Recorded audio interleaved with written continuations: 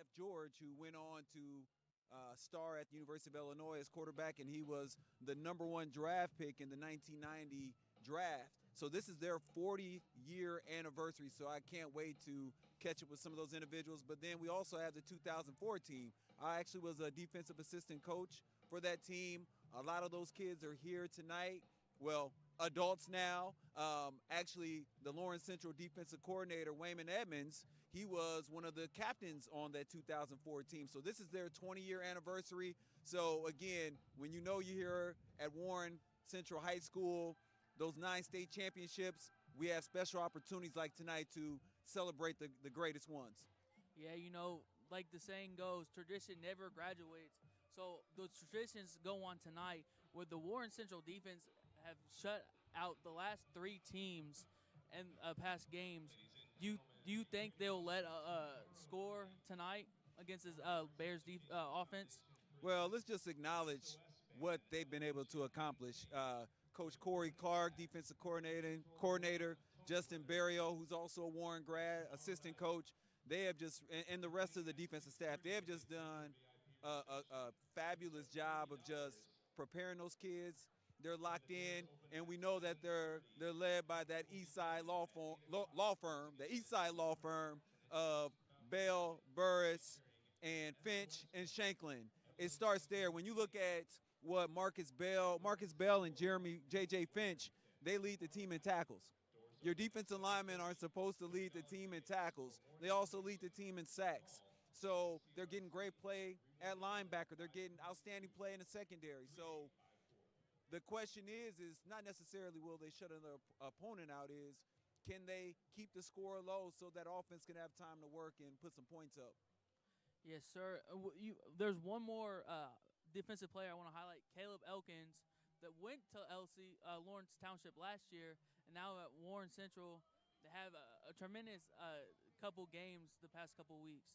Yeah, Caleb, he's a sophomore. We talked about him a couple weeks ago when we had Warsaw here, and Caleb leads the team in interceptions. He's got 3 interceptions on the season. He's already one of the leaders, defensive leaders in that locker room as well. Statistically, he's one of the leaders in the state with those 3 interceptions. Caleb is a phenomenal athlete. He's really known as a basketball player as well. We're just so fortunate to get Caleb back here. And as I said last time, his dad, Corey, who's a Warren kid as well. I used to coach Corey when he was a student athlete here years ago. He was on our state championship track team. So Caleb comes from good pedigree. Now let's flip it to the other side of the ball. Offense has been running up the board the past couple games as well. What do you think? Do you think their offense is going to change things for this LC defense, or do you think they're just going to run past? What do you think they need to do? Well, I'm going to tell you this. Tonight will be the most physical game that we have played in all season. And that's not taking anything away from Snyder, Warsaw, or North Central, but LC is big, they're athletic, they're fast, they're a mixed school. We're getting into our second mixed game, but our offense, it starts and ends with number 2, Jaden Rivers. It's important that Jaden Rivers gets off to a good start and get some points up early. Now let's flip it to the other side of the ball with the visiting Lawrence Central Bears. They lost to Ellen the start of their season, but they came back and beat Edgewood by a couple points last week. What do you think they had to prepare for this Warren Central offense this year? Well, I talked to Coach Edmonds again, one of our kids, former kids defensive coordinator there, proud of him. But what I would tell you is that LC could easily be 3-0 right now.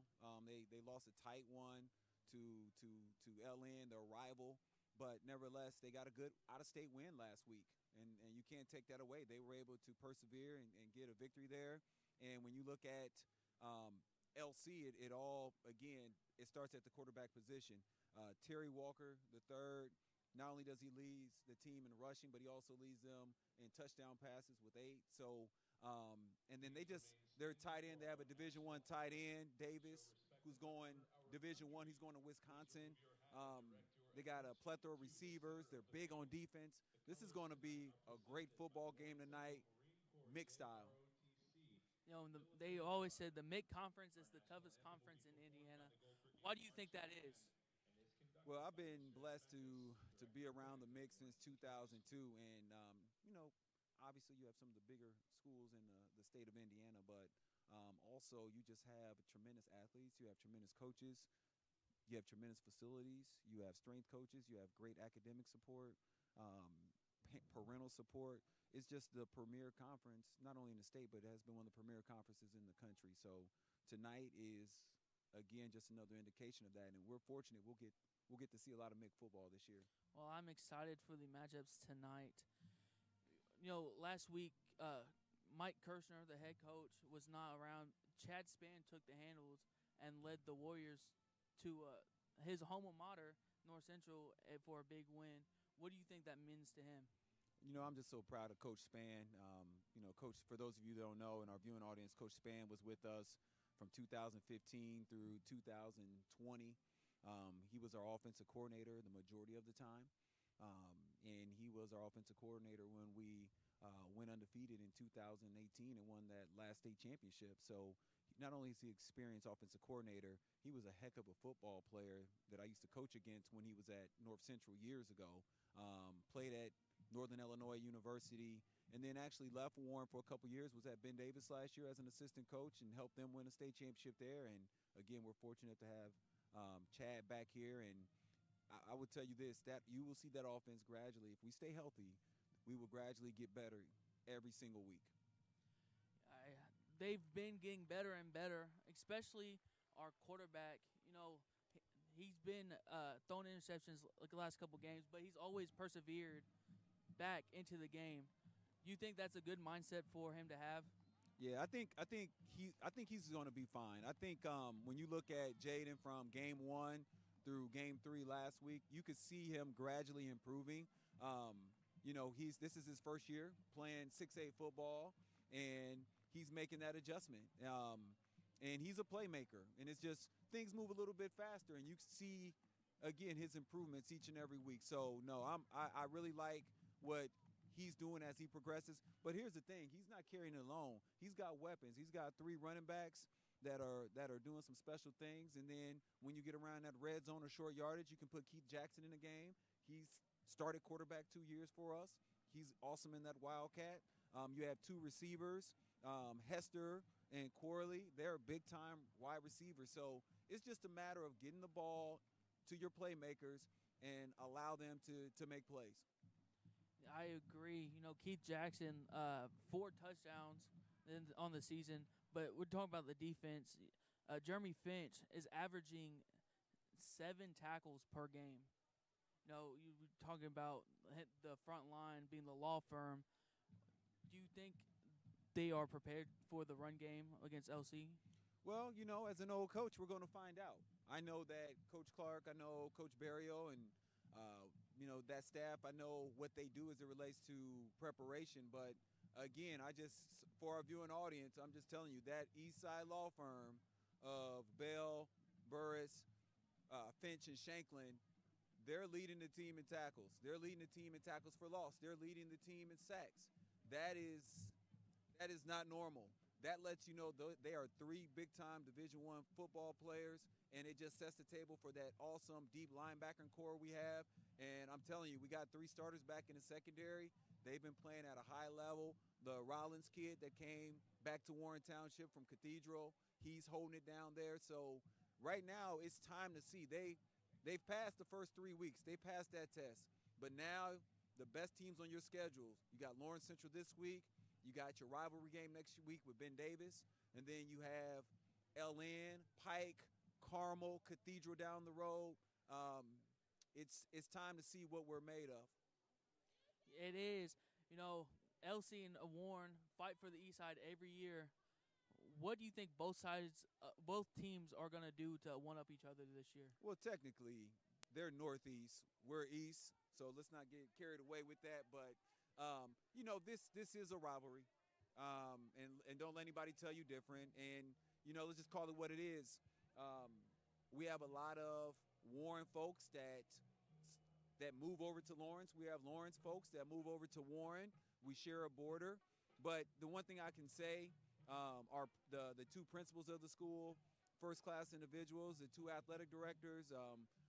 Mosey Barnes at LC, he's done a heck of a job. They just won a state championship in girls basketball last year, so they got things on a roll. But when I said this is going to be the most physical game that we played this year, it's going back to the whole rivalry piece. So you better make sure that you have both buckles strapped on that helmet tonight because there's going to be some hitting out there. Yeah, I know the last couple games, Damian Shanklin and Tyrone Burris have rushed the quarterback. They're always in the backfield. You think their strength and length would be a problem for this LC offense? Well, they're big too.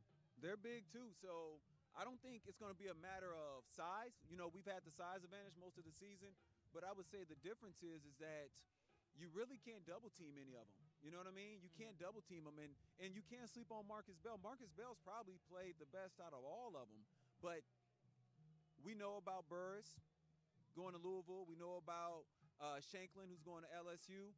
But, and again, I've been around Warren football for over 20 years now, and J.J. Finch is arguably not, you're not going to get an argument from me, he may be the best defensive lineman that we've had here, and that's saying a lot when you're talking about the tradition, the history. But J.J. Finch will wreck your offensive game plan. So the question earlier will be, how will they handle Finch? And if you dedicate two people on Finch, that means that you can't dedicate two people on Shanklin, Burris, or Bell. So they play off each other, and that's why they're the Eastside Law Firm, keeping the streets of Warren Township safe on Friday nights. Yes, sir. They've been a big help on the defense. On the other side, Kendall Garnett has been a real key piece into this offense running game. Do you think they'll give him more touches this game against LC? So Coach Spann, he's always been big on running back by committee.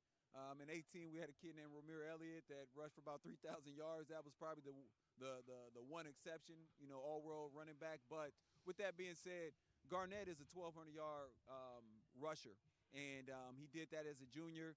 And you could tell as he's getting more comfortable with the system, he's getting more comfortable with the offensive line, he's starting to make more plays. So I anticipate that Garnett will be one of the better players, not only on the team, but he'll be one of the better players here in the MIC this year. I totally agree. It's Friday night football on the east side. Let's send it up top to our play-by-play and color, Corey Smith and Kyler Jones.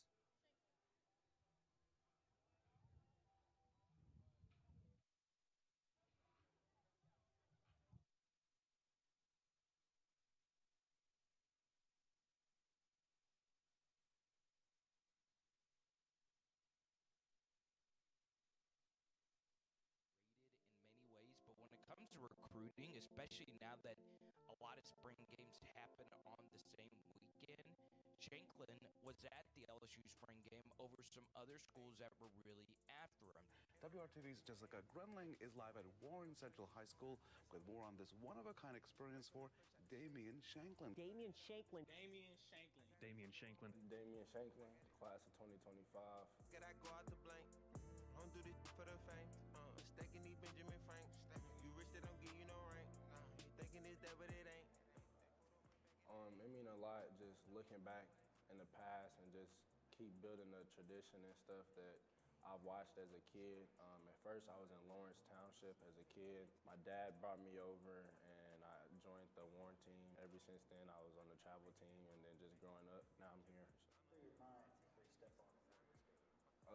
Just knowing my role, really just, I don't know, a lot of momentum and everything just going through my head, talking to teammates, listening to coaches, and then like with a big crowd and stuff like that, you got a lot on the plate. So it's really just about trying to focus on that main goal just to get them or whatever. What do you think your role on this team is? It's a lot because a lot of people look up to me because just offers and all of that other stuff. A lot of people just look up to me as their role model, or not even that, but just like the top-notch player on the team. Being a big-time student athlete here at Warren, what are some of the daily pressures that you deal with? Really just walking around the hallway, I hear 5-star and stuff like that a lot, but I really try to humble myself and don't let it get to me, even though I'm not a 5-star yet. I'm a 4-star, so I'm still grinding and stuff for it. But like just hearing people say stuff like that, it makes my day, and just knowing that I got people on the side to support. What kind of support system have you had up to this point to make you the athlete that you are today? Honestly, I got an unbelievable support system, starting with my coaches, freshman teachers, teachers that I have now, and just the teammates and people that's there for me and just always been there for me since I got in the Warren District and stuff like that. And then on top of that, outside of Warren District, like teachers in Lawrence and stuff, they still communicate with me and talk to me. And I still got friends and other people I used to play with in Lawrence Township and other schools like that. Being a multi-sport athlete, does that help you all across the board in your endeavors? With the recruiting piece, yes, because they always want to see if you could do other things. And with the track part, that let most college coaches know that I got hips and I got balance and stuff like that just by me throwing and stuff like that. So.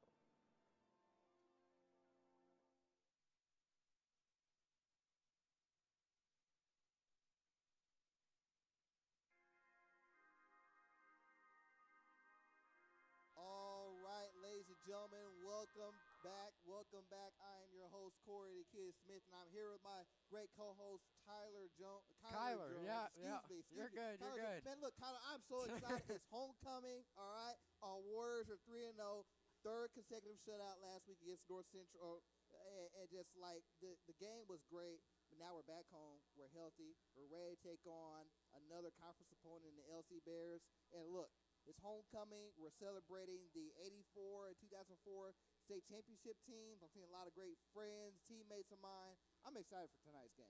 I am too, man. You talking about it, I'm getting chills right now. I'm excited to see what our defense can do this game. Look, our defense is going to bring it. I'm really looking forward to seeing what our offense can do tonight.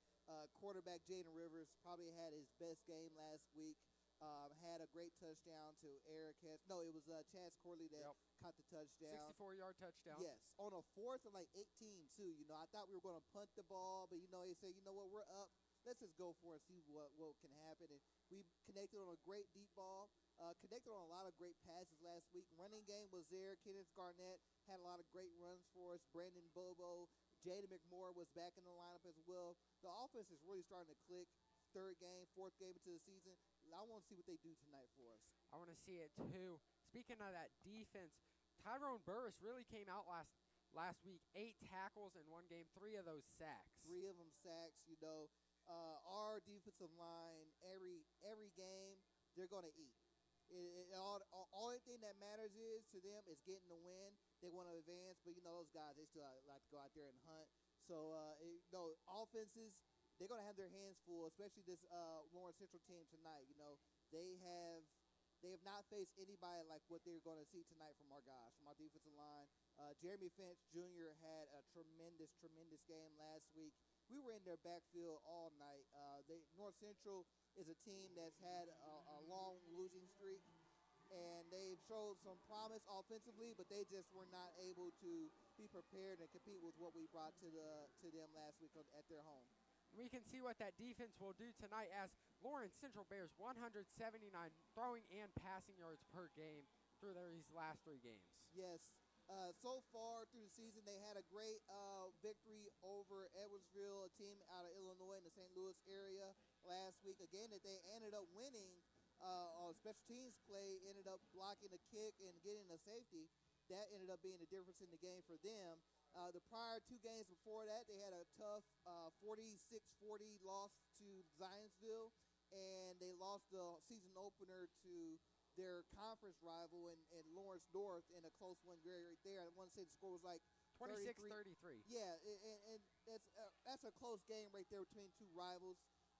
So this is a Lawrence Central program under Will Patterson in his 5th year at the helm that has done some great things. They've beaten us in the playoff game in 2021 and then backed it up with another victory over us the next year. We have to really not underestimate the Bears, because they have shown they are capable of doing some great things and coming out here and shocking us and really, embarrassing us on our home field. Yes, they have. These past 3 games for your Lawrence, as you said earlier, they've all been close. 26-33 What was the second one? 46-40 was their loss to Zionsville. And yes. then 22-21 win. So they're showing this offense how they can come out real strong, but their defense is kind of not backing up their offense right now. What I'm seeing from LC, and I haven't watched that much film on them, but just checking it, is showing to me that, yeah, they've lost a couple games, but they've been in every game that they face. And as a young team that they have right there, they lost a lot of talent. They had a great quarterback last year in Bryson Luther, and now they have a junior quarterback in Terry Walker. And what I'm seeing from that team as a whole is that, yeah, we may be young, but we're still going to go out there and compete. And as you see from the scores of their game, they're going to be in everything until the last moment. Until the clock hits 0, they're going to be in it. So what our Warriors have to do tonight is they have to strap up and come prepared and be ready to take their hits as well as deliver their own. Staying on that quarterback, Tarek Walker for Lawrence Central Bears, 169 throwing passing yards last week, and also running in one touchdown for his team. And Terry he's a dynamic quarterback. People don't think of him as a guy that can really hurt you with his legs like Bryson Luther could last year. But you get him out there in offense, he's dynamic. He is a weapon for this LC Bears offense, and he's not to be underestimated at all. I believe he just won Indy Star Player of the Week over a lot of great players, not just in the city but statewide. So he is a talented player, and our defense this is probably the best offense by far our defense has seen this week. So I'm looking forward to seeing what they can. I'm looking forward to see it too tonight. Yes. See what our Warren Central Warriors can come out and do. And most definitely here, and before we get to this coin flip here, our team needs to come out and be focused. And over the summer, Kyler, me and my father, we went to a convention, home theater convention. I'm into TVs and that type of stuff. Yeah. And there I learned about projectors, and I didn't know anything about projectors really, but I learned that these projectors nowadays, they have lasers in them, okay? And these lasers help them focus. And they don't just have one laser. They have 3 lasers. And those 3 lasers help them give a real great picture. And what I need our Warriors to do tonight, I need them to have 3 great lasers. Laser-like focus on offense, laser-like focus on defense, and laser-like focus on special teams to help really give them a great victory tonight. I agree with you right there. I just want to see what Warriors can come out and show their talent. Absolutely.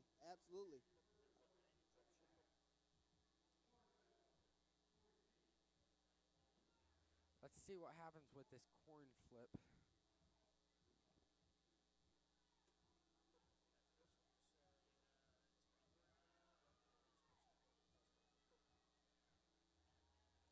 All right, it looks like it's going to be Warrior ball. And once again, ladies and gentlemen, welcome to the Warrior Sports Network. You're looking at live view from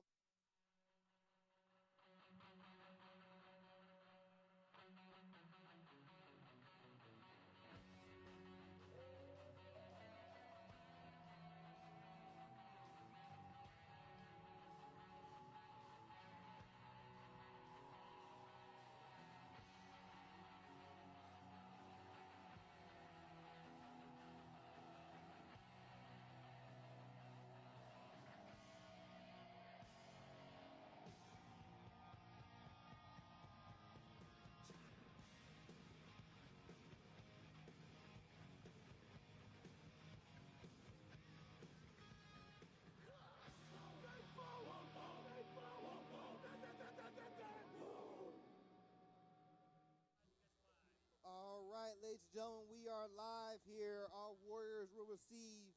You are looking at Warrior Stadium here as we take on the Lawrence Central Bears. Lawrence Central comes into the game with a 3-0 record. Lawrence Central Bears come in with a 1-2 record.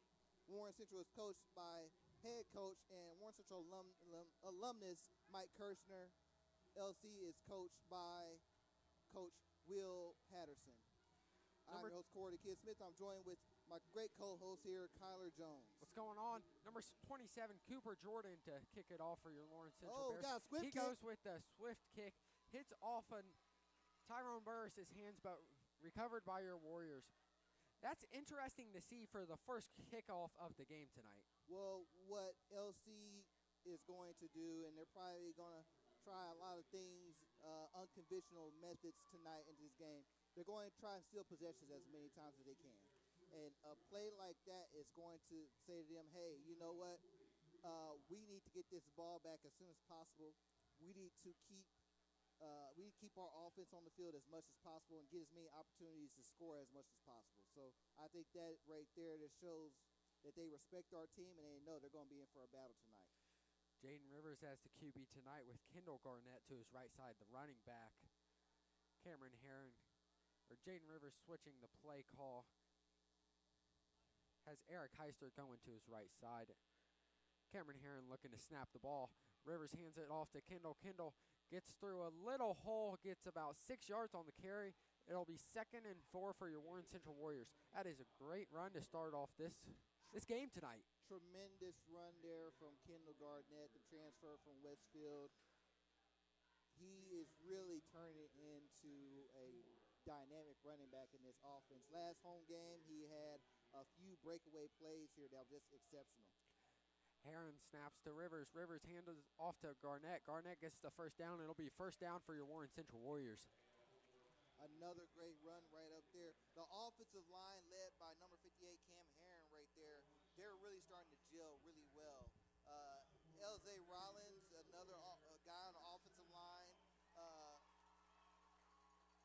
Javon Guest is another guy that's doing some great things on the offensive line at defensive tackle. This offensive line unit is really starting to mesh. Rivers receives the snap, looking to pass to Heister. Heister catches the ball inbounds, gets 5 yards on the carry. Yes, Eric Hester, that is. I'm sorry. Eric Hester is a guy that is going to be a problem for this Lawrence Central defense to carry. He is right there a true monster of a player and still has so much undeveloped talent left in him. I agree with you. These short passes, short runs are going to get your Warriors to the 40-yard line, starting at the 55. Rivers hands off to Garnett. Garnett tries to get to the outside but loses yards on the carry. Number 98, Cortez Humphrey for the Bears, is in the backfield real quick there making a play. Kyron Williams coming into play for the first time tonight, bringing out number 34, Marcus Bell. Your Warriors offense looking for the play call with 17 seconds left on the play clock. Warren Central lines up. Herron snaps to Rivers. Rivers looking to pass, gets the pass Hester off to wide Hester. open. Hester breaks one tackle. He's still going.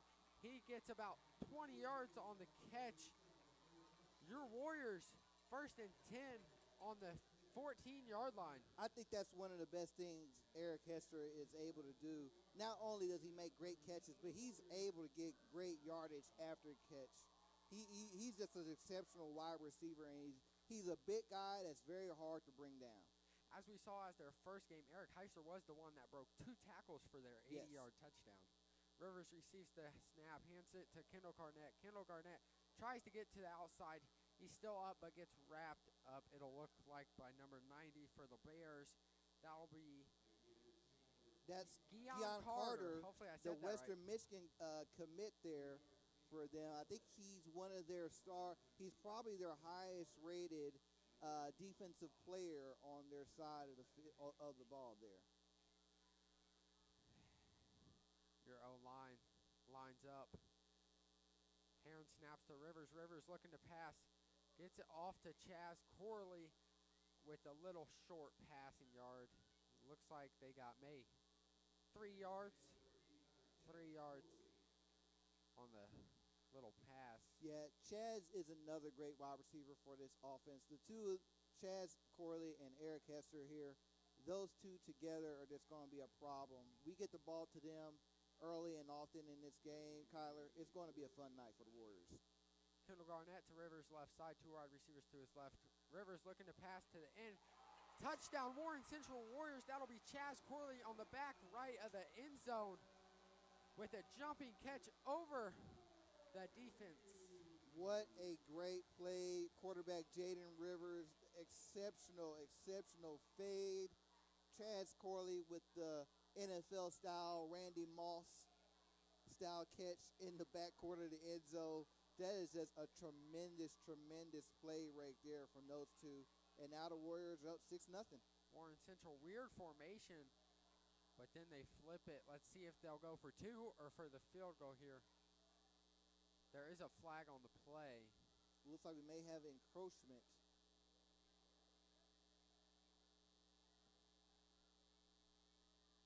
Encroachment on the LC Bears. That'll move your Warriors up. See if they'll still go for two or go for the field goal here. Encroachment, Lawrence Central Bears. If I'm the Warriors, I'm going for two here. You're at the 2-yard line. You got Marcus Bell in there. And Marcus Bell, this year he hasn't missed a 2-point conversion. He knows how to get into that end zone. Yes, he does. See if they'll go for two. And he's got it. And they'll get it. Snap to Marcus Bell, like we just said. I mean, it's like we know the future here, Corey. Marcus Bell is just a guy, he's just an exceptional ball player.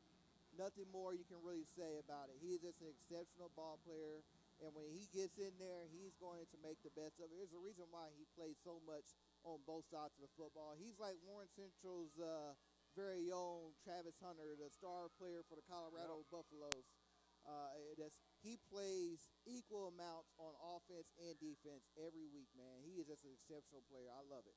That's a great way to come out of this game for your Warren Central Warriors, leading 8-0 with 8:50 left on the clock.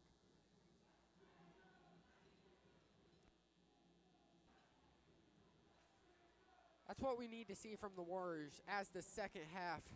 They won't start off with the ball, but that's what you love to see. It's a great night out here, Corey. Absolutely, The sun's going down. Breeze feels nice. The crowd is live. It's jumping. The pit looks fantastic. Had a great pep rally this afternoon as well. I love the atmosphere right here. It's homecoming, man. Special time of the year. Everybody comes back home. Everybody wants to have a great time. Everybody wants to see great Warren Central football. Shanklin sets off to kickoff. Whistle is blown. Shanklin runs up to kick the ball. He gives it a nice line drive. It'll hit about the 5-yard line, and it'll be a touchback. Bears take over from the 20-yard Looks like the line. Lawrence little scuffle down on the field for your Lawrence Central Bears and Warren Central Warriors, but was able to break out by the refs. Great line drive kick there by Damian Shanklin. Yes. He's getting better. He's not going to do much kicking at the next level, but I can tell you what, he has the ability to do so. Yes, he does. Let's see if Lawrence Central will start off with running the ball or throwing the ball here. He takes the snap, hands it off, finds a little hole, gets about 4 yards on the carry. That's number 3, the QB, Terry Walker, the third, threw for 169 passing yards last week.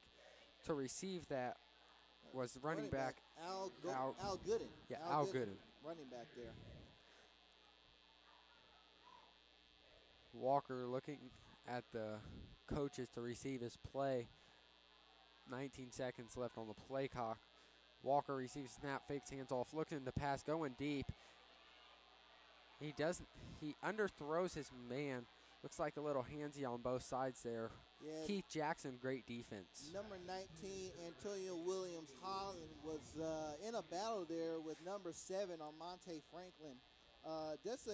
Almonte, a.k.a. Fats, Almonte Jackson, is a very talented defensive back for this team. And I think he's probably the best defensive corner we have right now on this team. So it's going to be a battle between those two all night. Yes, it will be. Walker looking to receive the snap. Timeout Bears. It's a quick timeout here for the Bears. As we saw last time we were on here, Warren Central called their 2 first timeouts in the first quarter.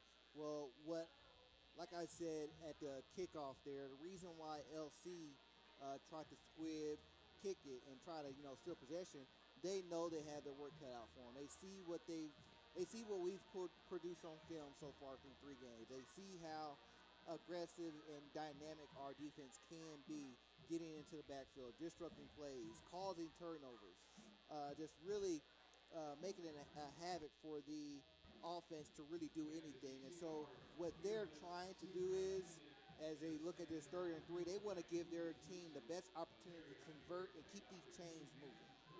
It's 3rd and 6. 3rd and 6. Yes, sir. Talking over the play clock, Terry will have one wide receiver to his left, two to his right, with his running back Al Gooden to right behind him. Walker receives snap, looking to pass, going deep again to the same person. There will be a flag on the play. It'll look like it will be pass interference by your Warriors. Yeah. Number 7, Amante Jackson.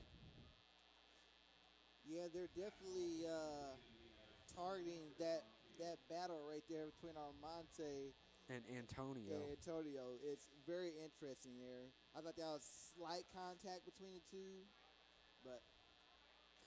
but it'll be called on the Warriors. Holding defense. It'll be 1st and 10 for the Lawrence Central Bears. That's unfortunate to see on a 3rd and 6, going deep and you're with an incomplete pass and unlucky call. Well, what I've said with this Warrior team, they need to have great focus. And having great focus means a lot of things. Not doing silly plays, silly turnovers, or silly penalties, And that right there is something that we can't Walker have. hands off to Al. Al gets completely stuffed, gets 1.5 yards on the carry.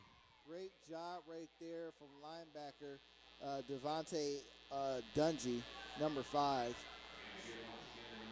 Getting in there and able to stuff Al.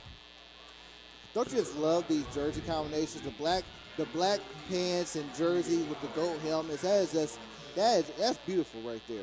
I agree. It gives me chills just looking at them. Absolutely.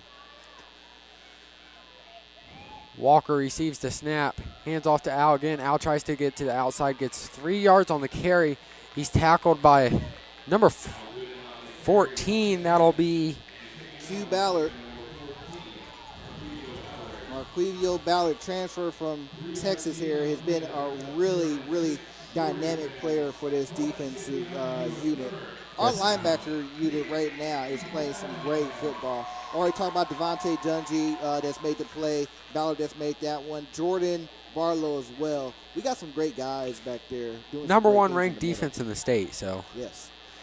Walker receives the snap. High snap, running to his left side.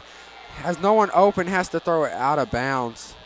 Throws the ball away. It'll be 4th down, Lawrence Central Bears. Had no one open.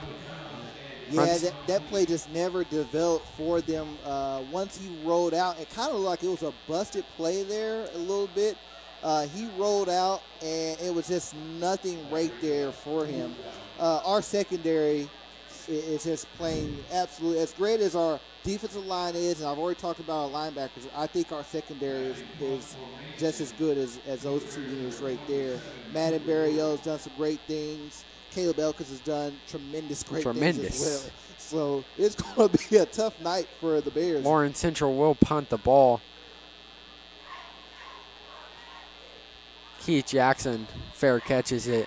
Lawrence Central will be at the 37-yard line. And that right there has been something that we've struggled with right there. Unfortunately, Keith has had 2 must punts so far this season that have both resulted in turnovers for the Warriors. He had one last week and had one against Fort Wayne Snyder on week 1.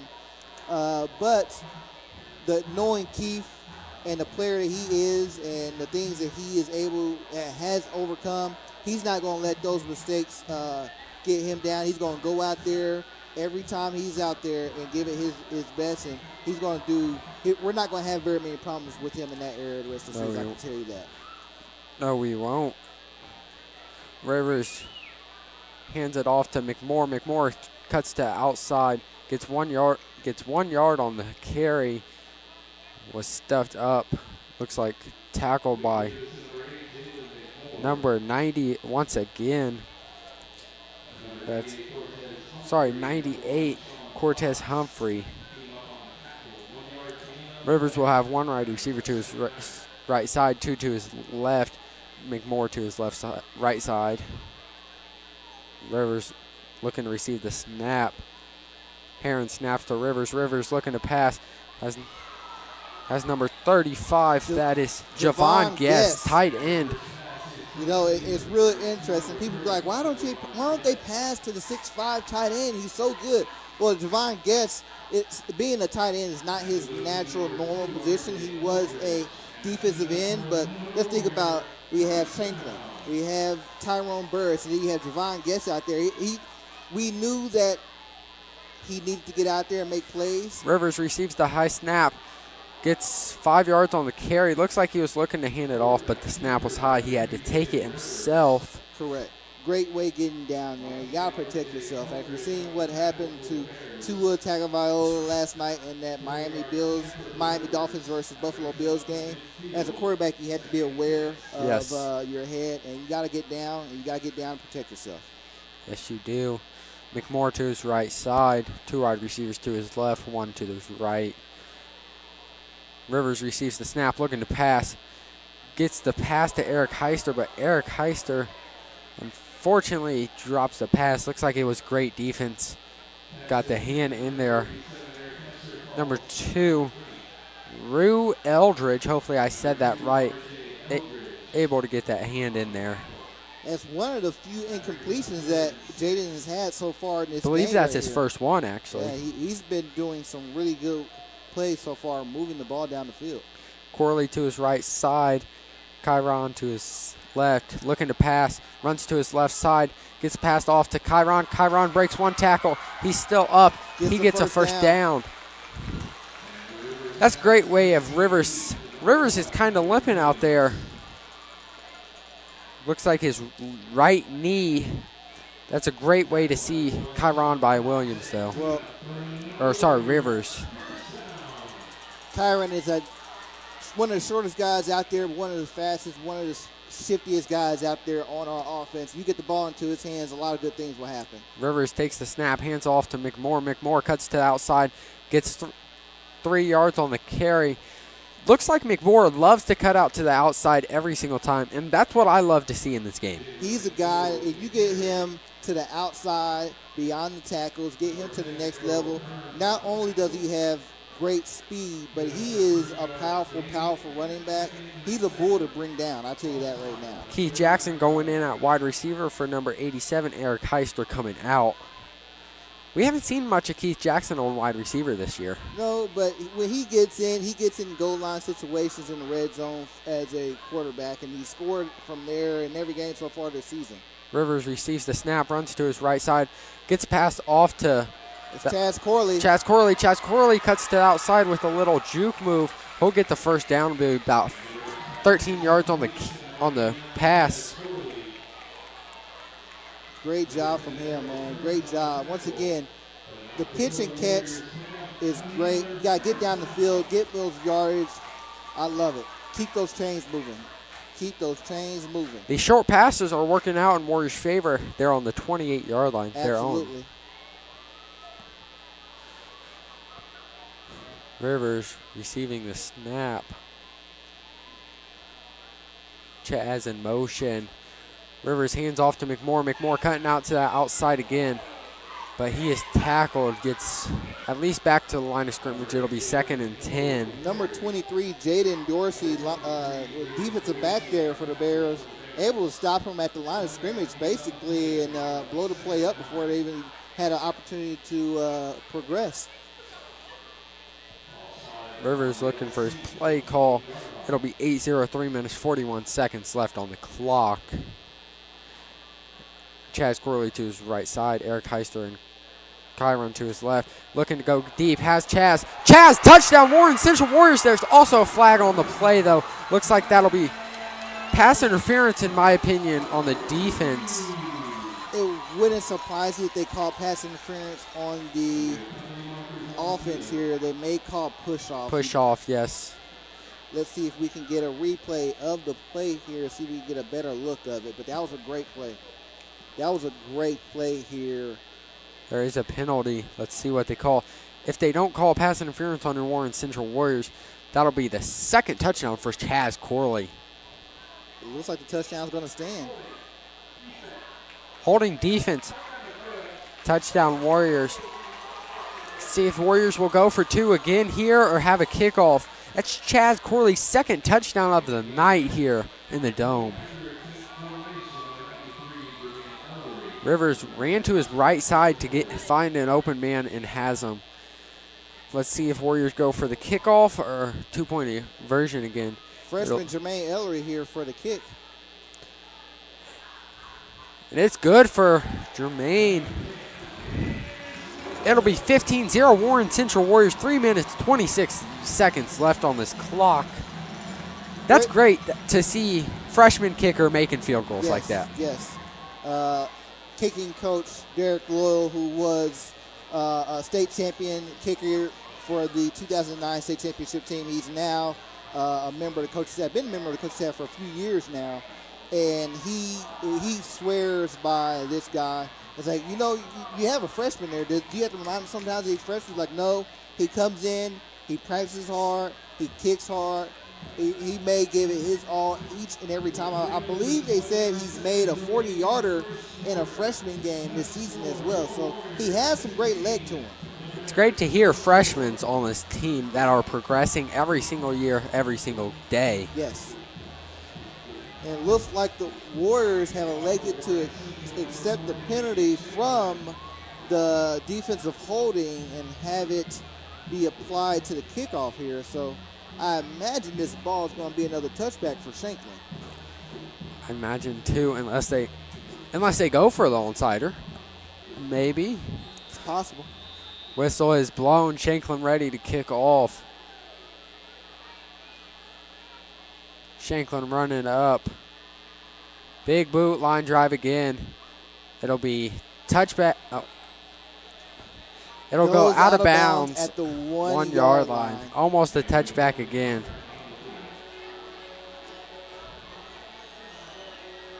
That's tough. You get that sometimes. Yeah, it happens to the best of us, man.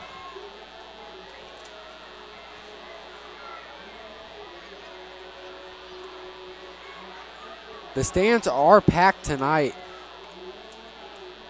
for almost both sides a little bit. Still a lot of room on that Lawrence Central visitor side here, but the Warrior side right here, the pit. The pit is pitting. The pit is pitting. If you aren't here live, ladies and gentlemen, at Warrior Stadium, you're missing out. You're missing a great atmosphere.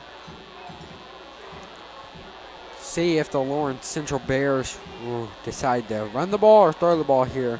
They've gone for 2 deep passes. One was a flag. But none of their deep passes have been completed. As you can see on the screen, there is your pit. Very packed tonight. Same quarterback, Terry Walker and Al Gooden. Hopefully I said that right. As the running back, 2 wide receivers to Terry's left side, 1 to his right. There is a flag on the play. Flag was thrown after Dalen Lewis. False start, Lawrence Central Bears. They'll move back. That's something this Lawrence Central offense cannot afford to do. They can't afford to shoot themselves in the foot here. They're already down 2 scores in the first quarter. They can't afford to make silly mistakes like that, Tyler. They can't. Terry looking to receive the snap. He takes the snap, hands it off to Al. Al gets 4 yards on the carry. He will be tackled by Donovan Dungy. On the tackle there. The Dungy twins have a lot of tackles this year. They read routes very well. Well, the 2 of them have each seen a lot of time since they were sophomores in this defense. They've done a lot of growing up. They've done a lot of, they've made their share of mistakes, which everybody does. But they've learned so much in this defensive system, and they are showing the fruits of that labor right now. Terry receives the snap, looking to pass, runs to his left side.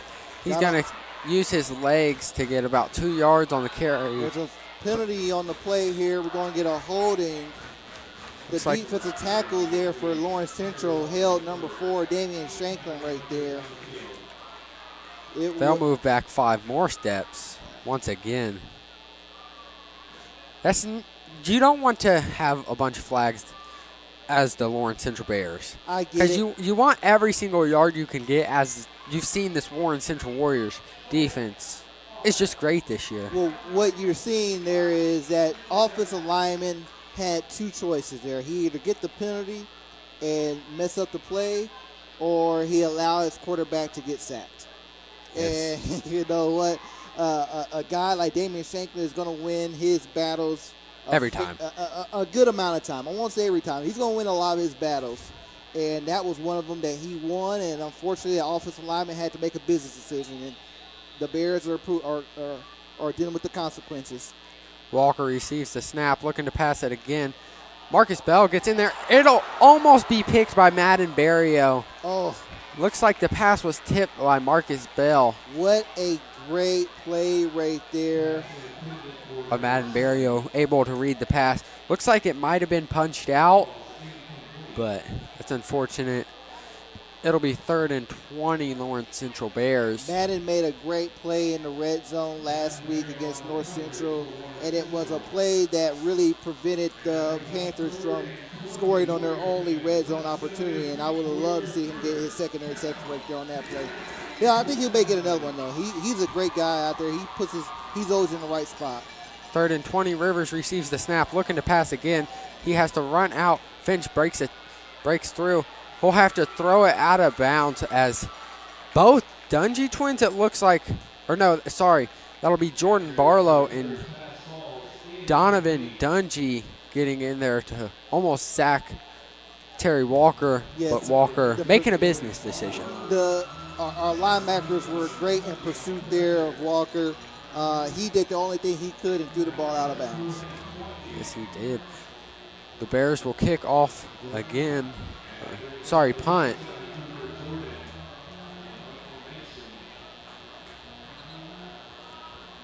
Their punter will be number 45, Jaden Cal. Different punter from last drive. With Keith Jackson out to receive. It'll be a scuffed punt. We'll have to. We have It'll be a safety. Warren Central Warriors scuffed sack for the Lawrence Central Bears. First defensive score of the season for the Warriors there. And it comes on a special teams play. Safety. Safety, yes. You don't see those a lot in high school football. No, well, no situations right there when you're backed up against your own end zone as the LC offense was. You know, a type of play like that can't happen. A lot of times you'll see the ball go over the kicker's head into the end zone, or it's low like that one was. He just wasn't able to get a good handle on it, and, you know, boom, he gets tackled for a safety in the end zone. Two main, Marcus Bell and Devontae Dungy, just driving through, keep chugging them feet to get in there and pick up the snap. It'll be a kickoff for the Lawrence Central Bears. Keith Jackson will be in the backfield to receive the kickoff. Lawrence Central Bears coming out. Keith Jackson and Kyron Williams to receive. And then in front of them you have Jalen McMoore, Marcus Bell, and Donovan Dungy to receive the kickoff.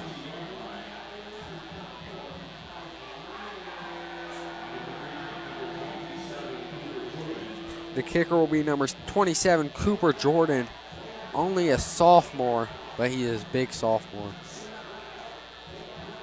Let's see what they do here. First time they kicked it off, they squibbed it. Will we see it again? No, we won't. Kyron Williams takes it. He gets to outside, trying to stay up, but only gets like 7 or 8 yards. Not great blocking from the Warriors there. The Bears were very tremendous in getting down the field and keeping Kyron, who is as great of an offensive weapon he is. He's more dangerous in the kicking game, yes, the kicking return game. So great job from the Lawrence Central special teams unit there, in preventing them from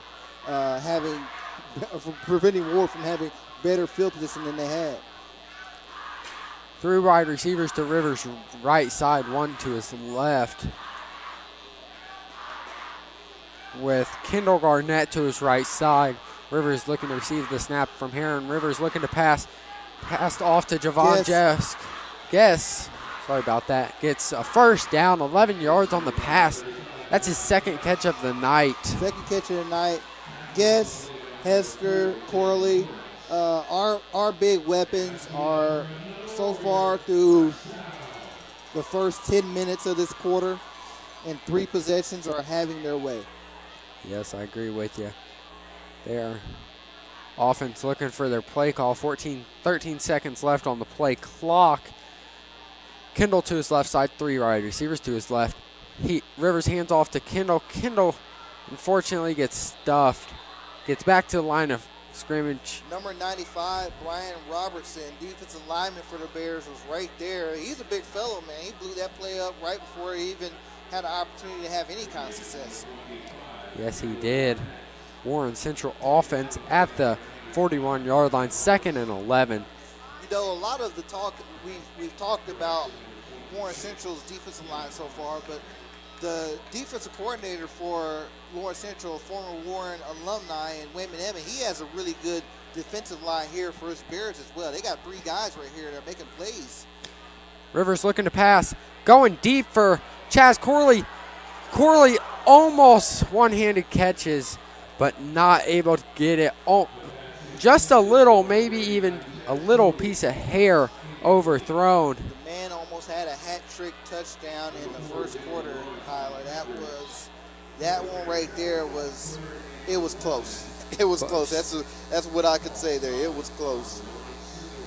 Be 3rd and 11 on the Warren Central 41-yard line. Kendall Garnett Keon Thomas to his left side. Rivers looking to pass, gets sacked.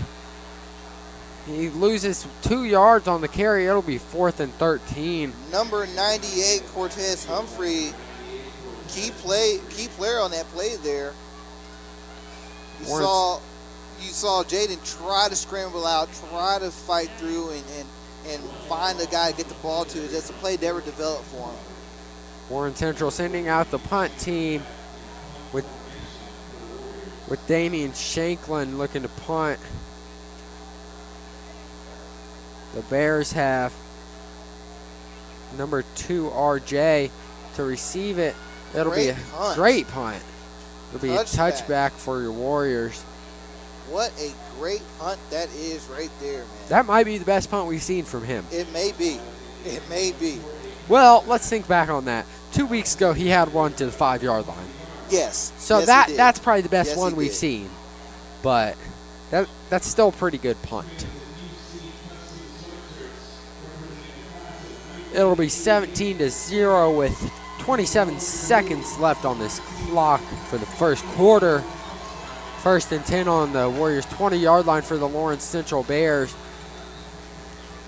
Terry Walker looking to receive the snap.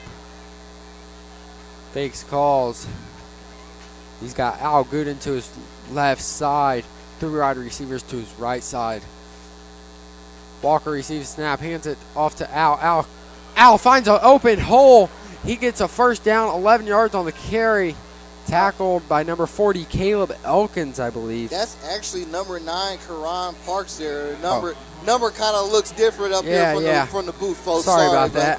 But he missed. He made a couple guys miss on the initial tackle and was able to grab their first down. Luckily, Caleb Elkins was there to wrap up the feat. Walker looking to receive the snap. That'll be the end of your first quarter, 17-0, your Warren Central Warriors. That's great to see coming out of this first quarter, coming out tonight. On homecoming night, you're winning 17-0. 17-0, first quarter score. It's a good start to the game. Great start to the game. Yes. It'll still be Lawrence Central ball when we enter to the second quarter with 12 minutes.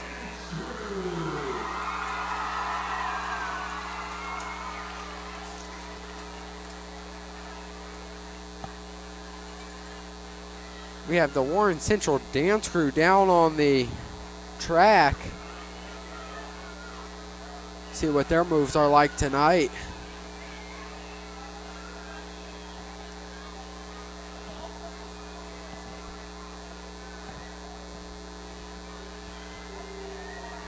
It'll be still Lawrence Central ball on the Warren Central 20-yard line.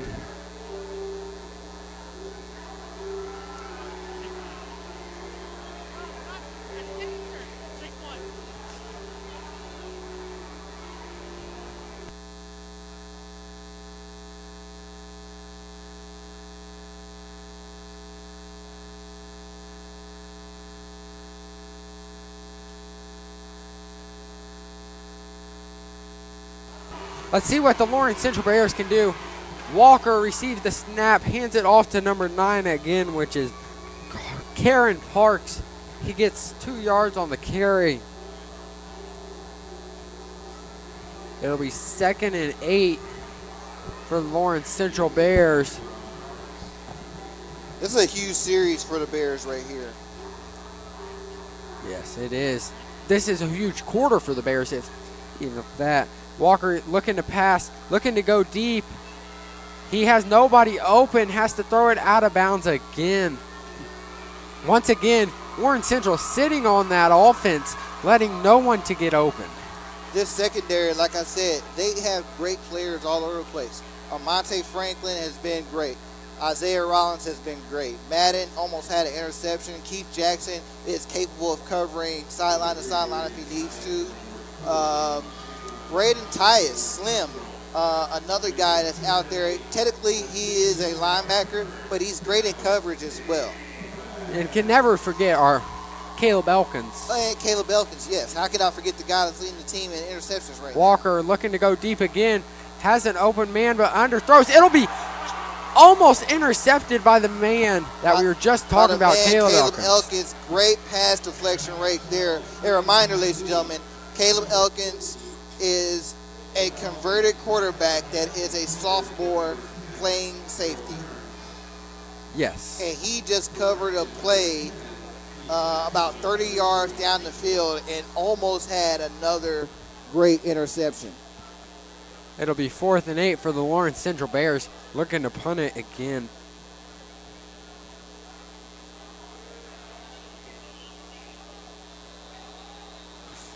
Flag on the play. It'll be encroachment. Offside. Sorry, number 52, James Williams, moving on that offensive line. They'll move back even more. The punter will be Cooper Jordan with Keith Jackson and number 15, Isaiah Rawlings, back in the backfield to receive the punt. Let's see if the Warriors can block this punt here. I'm having a good feeling. Cooper receives the snap. Good punt out of it. Keith Jackson takes the punt. He's on the outside. Keith Great Jackson return. at the 40. He's at the 30. One man in front. Keith Jackson, kick return. Touchdown, Warren Central Warriors. Absolutely incredible. Absolutely incredible play right there. One man to beat. One man to beat, and that's the kicker. Great blocking right there. Didn't I tell you, I told you he had his issues in the punt return game so far, and I said, I know Keith, he's not going to let that be an issue for him anymore, and sure enough, boom. Boom. Gets a great return, great blocking, great job from our special teams unit down there. I told y'all I had a great feeling about that punt. So, and looks like y'all saw what happened. Keith Jackson takes it on the left side, gets to a touchdown with only one man to beat, and that's the kicker. Great blocking by your Warriors. It'll be number 93, freshman Jermaine, looking to receive the kick. The snap. Jermaine makes his second one of the night. It's great to see a freshman making these. Great job on Jermaine Ellery right there, man. It'll be 24-0, your Warren Central Warriors. Warren Central looking great out here tonight. Absolutely. Absolutely. Damian Shanklin looking to kick off. That I still can't believe that play there. You usually, if you're going to get a punt return on a touchdown, you're going to very rarely are you going to get such great blocking to one side like that play had. And it was just truly, truly a beautiful play to see develop the way it did. Just hats off to their unit and great job from Keith right there and making that play happen, man. I'm surprised there were no flags on the play. Well, That's usually not a lot to see kickoff returns in high school football. We've seen a lot tonight that's not usually seen in high school football. Kick return, safety, plenty more in this game. Correct. It's like the Warriors like to be different from others. I mean, 2 weeks ago we had stuff that's not seen in high school football. Hurdles, a body slam. I mean, just great. Another play after another play. Warren Central is changing the game. They are. Damian Shanklin looking to kick off. He gets the whistle from the officials. Damian Shanklin calling it out. He's running up. Another great line drive. He will receive They're going to get a return snap. now. That'll be.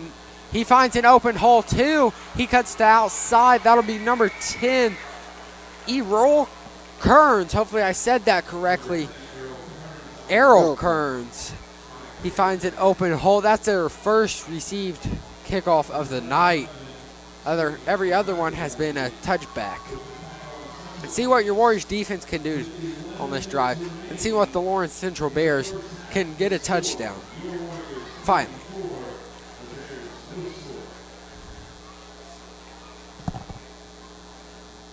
Walker looking to receive the snap. Two wide receivers to his right, two to his left, with his running back right behind him. Running back will be number 9 again, Karen Sparks. There will be a flag on the play. See what the officials call. That'd be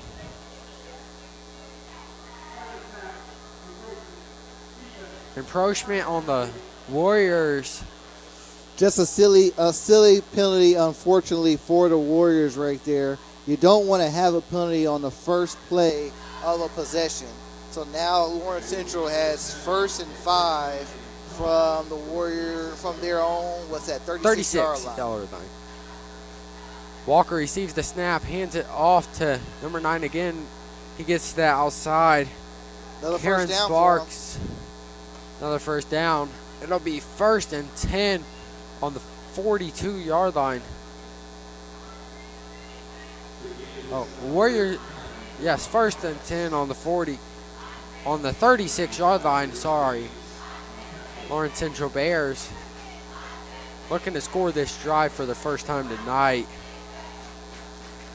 Walker receives the snap, hands it off to Karen again. He gets 2 yards on the carry, stuffed by that defensive line. That'll be number 5, Davante.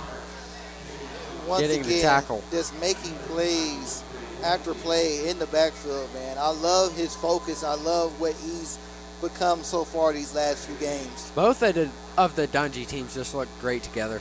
Walker receives the snap, hands it off to Karan again. Karan gets 1.5 yards on the carry again. Stuffed on the play there.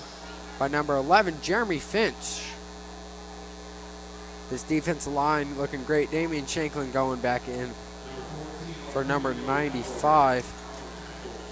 That'll be Damian Shanklin going back in for Kyreem Weems. That'll be 3rd and 6 for the Lawrence Central Bears on the 45-yard line.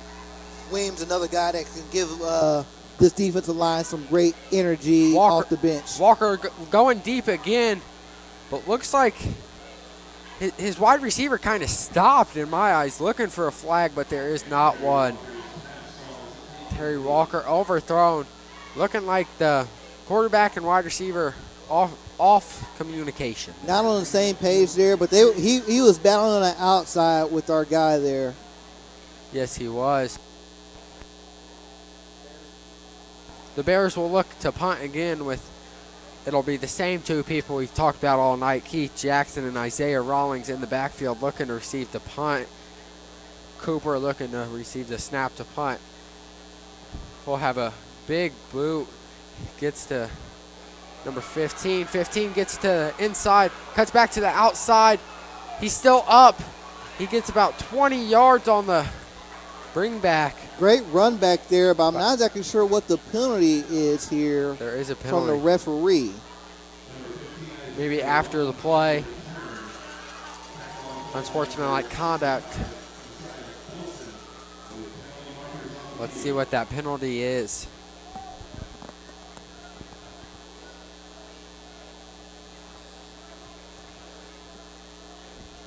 It will be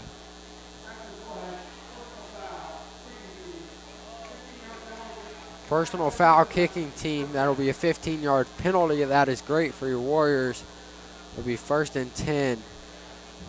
An unfortunate error for the Lawrence Central Bears. They're just digging themselves a bigger hole here, Kyler. Ball on the Warren Central 33-yard line.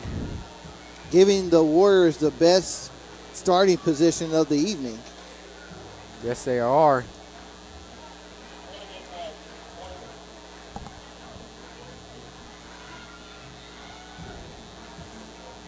Kendall Garnett to Rivers' right side. 3 wide receivers to his left, 1 to his right. Rivers receives the snap, looking to pass, running to his left side. Pass to nobody.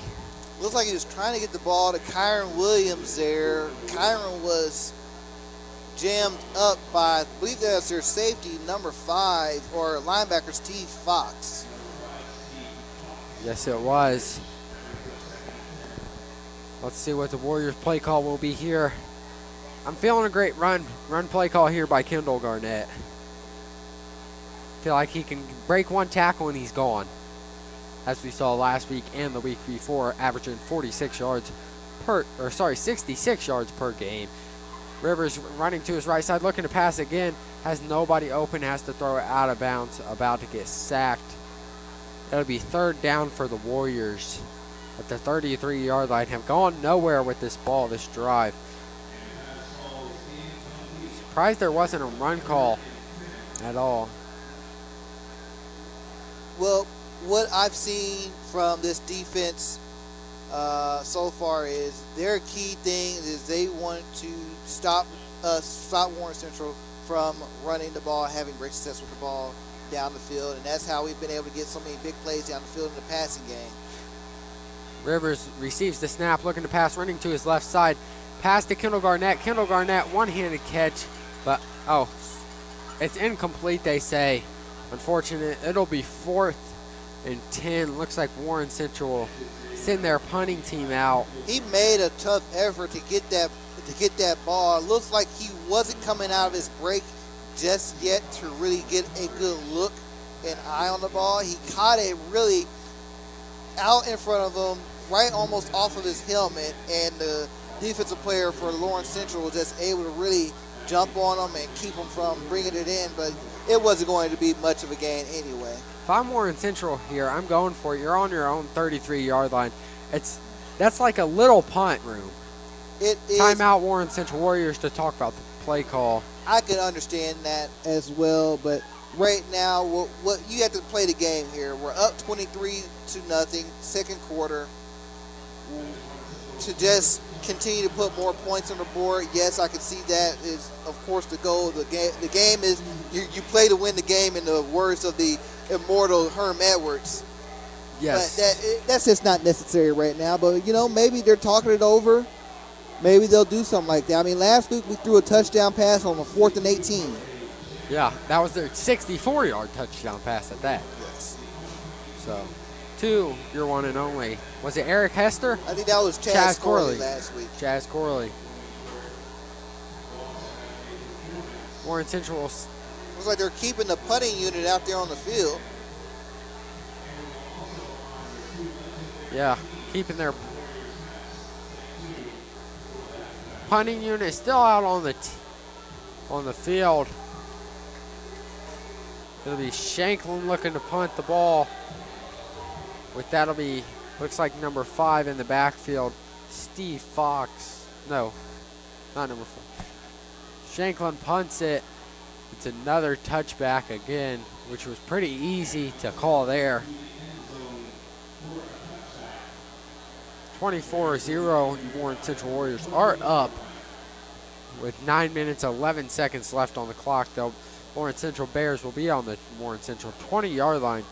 See what they can do this drive.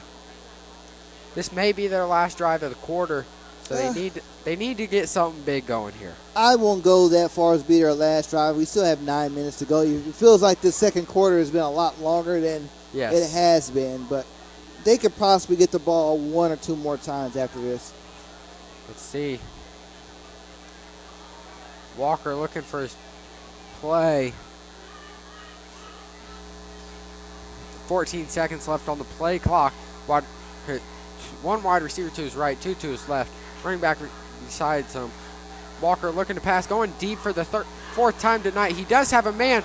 It'll be incomplete. Pass. Great deep ball right there from Walker. Wide receiver is down for the Bears, though. That'll be number 14, I believe. Dalen Lewis.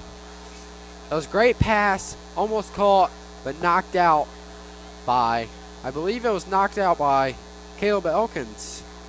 Oh, it was Dungy, maybe? It was, I believe Keith Jackson was right there on the play. But that was a deep ball. He threw that ball almost 40-plus yards there down the field to the wide receiver. Great spiral and everything. Walker receives the snap, pitch to number 9, Caron, but doesn't get anywhere as he's stuffed. Tackle by number 25, number 11, Jeremy Finch, and number 22, Madden Barrio. What we're seeing from this LC offense so far is they know they do not have time to sit back and wait. They're doing a lot of quick stuff, quick plays, quick runs. Look at this. Walker running to his right side. Looking, has nobody open, almost gets sacked. He's still looking for someone. Finds a man, but overthrows him. Intended wide receiver number. Isaiah Rollins there came in on a DB blitz. Almost was able to make the play, but Walker spun out of it and rolled back to his left. It was a great play. Just unfortunately, he was not able to convert it. And now the Bears are faced with another fourth down. Another punting. Keith Jackson and it's like Rollins is back there as Isaiah Rollins. With Cooper looking to punt, he receives the snap. It's a low snap, almost blocked. He punts it to Isaiah Rollins. Isaiah trying to cut to his left side, unfortunately goes nowhere except for backwards. Warren Central will be on the 47-yard line with 8 minutes and 13 seconds left in this quarter.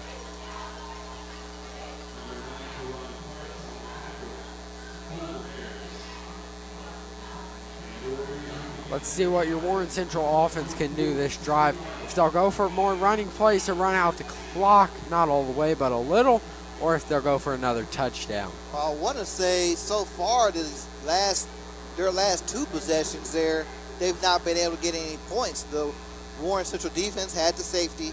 Yep. Then they had the punt return for a touchdown here. So interesting to see two straight possessions that they've not been able to get any points from.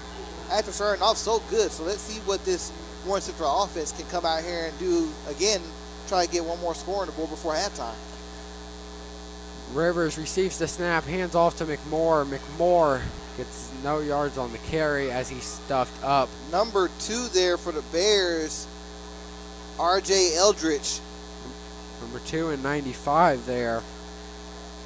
They're coming up with the big tackle.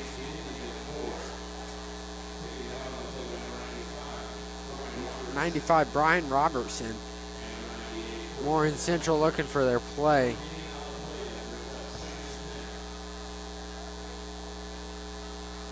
Jalen McMoore to Rivers' right side, 2 wide receivers to his right, 1 to his left. Rivers hands off to McMoore. McMoore cuts to the outside, finds an open hole. He's at the 40, at the 30, has one more with him. Stiff arm. He gets to the 33-yard line. It'll be a great one by Jalen McMoore. It'll be 1st and 10 for your Warren Central. Actually, Kyle, I think he got to the 23 there. But just like I said earlier, Jalen is a running back that's tough to get down. He breaks to the outside. He loves going off tackle right there. he gets open to the second level, and it's going to be tough for him to get down. They ran him down and pushed him out of bounds there, but that was a great run for this offense. He runs with anger. He runs like he's angry at the ground. He is angry at the ground. That'll be Kendall Garnett in there now to Rivers' right side. 2 wide receivers to his right. It'll be timeout Warren Central Warriors with 7 minutes, 28 seconds left in this.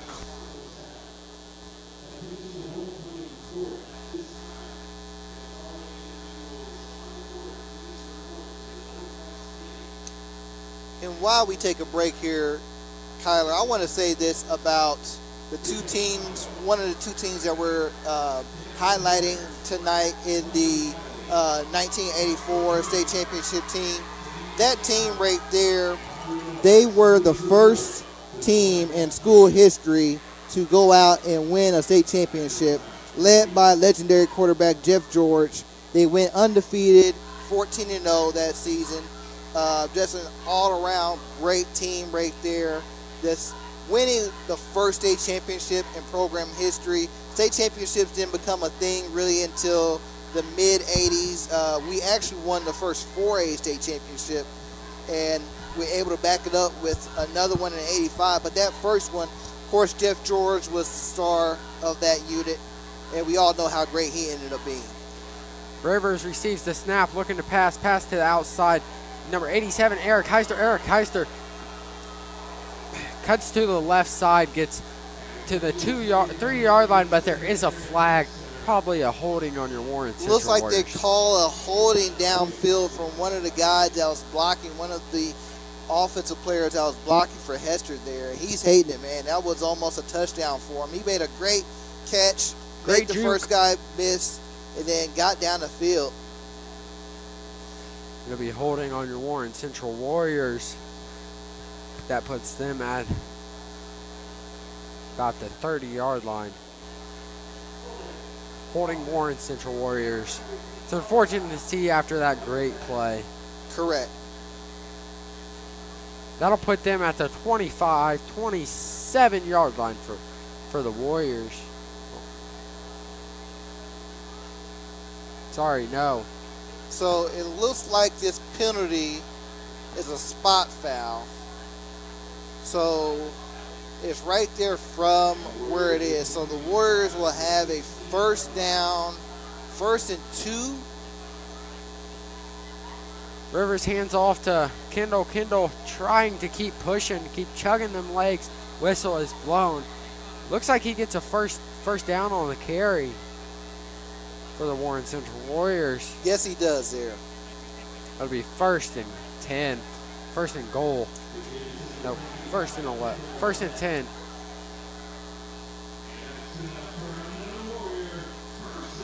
See what your Warriors will do here. Sending out the defensive line and Keith Jackson. We've seen this play a lot from your Warriors. Keith Jackson just running it himself. Fake handoff to number 14. Well, Keith is such a dynamic player for us, as of course we've already seen so far tonight.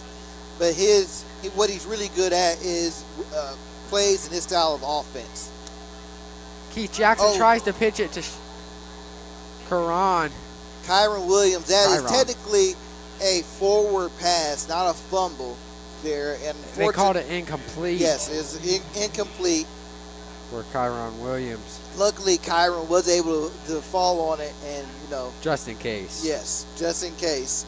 Just in case the referee said, hey, that's not a pass, that's a fumble. Warren Central keeps the same formation out there. It'll be 2nd and 10 on the Warriors 12-yard line. Keith Jackson receives the snap. Kyron in motion. Keith Jackson takes it to himself, stiffs arm one guy, but is able to get tackled. Tackle comes up with number 2. R.J. Eldridge once again.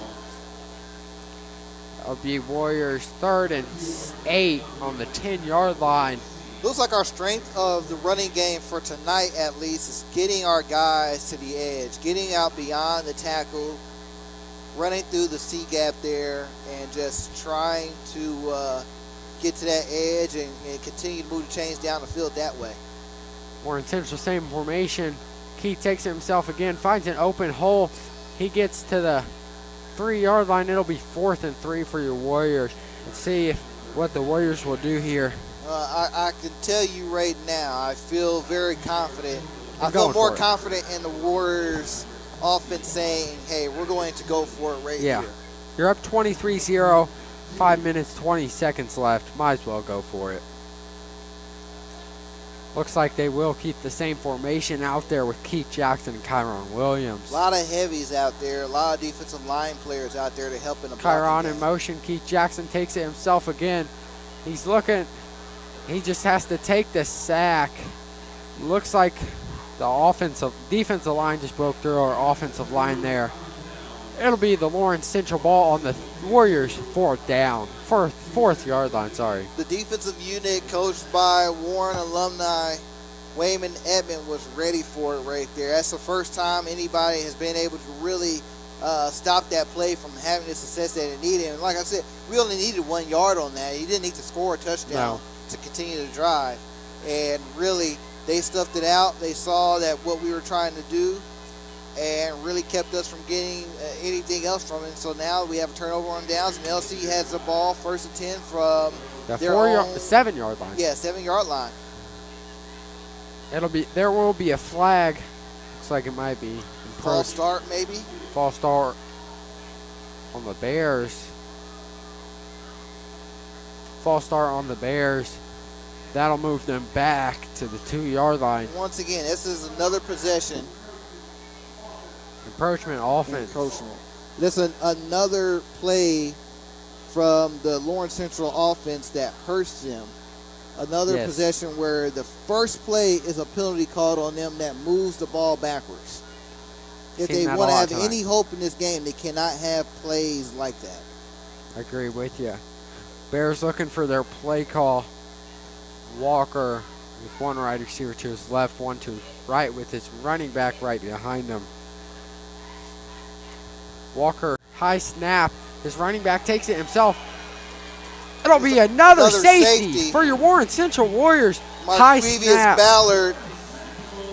That'll be another high snap. And the Warriors were able to get their safety. I said this earlier. I'm going to say it again. That is crazy to see 2 safeties one night in a high school football game. Yes. Yes, it is. Yes, it is. And very rare thing. A very rare thing. That'll make it 26-0. Your Warren Central Warriors with. It should be 25. Should be 25. 25-0. Maybe they have it wrong up on the board. Yes, 25 no. It'll be your Warren Central ball. Warren Central Bears to kick it off. Keith Jackson back to receive the kickoff. That's their second safety of the night. That's just crazy to think. Your Warren Central is changing the game tonight only. We've scored twice and they haven't scored once. Yeah. Crazy to say. That'll be Keith Jackson and Kyron Williams to receive the kickoff, with Cooper setting the ball up to kick it off.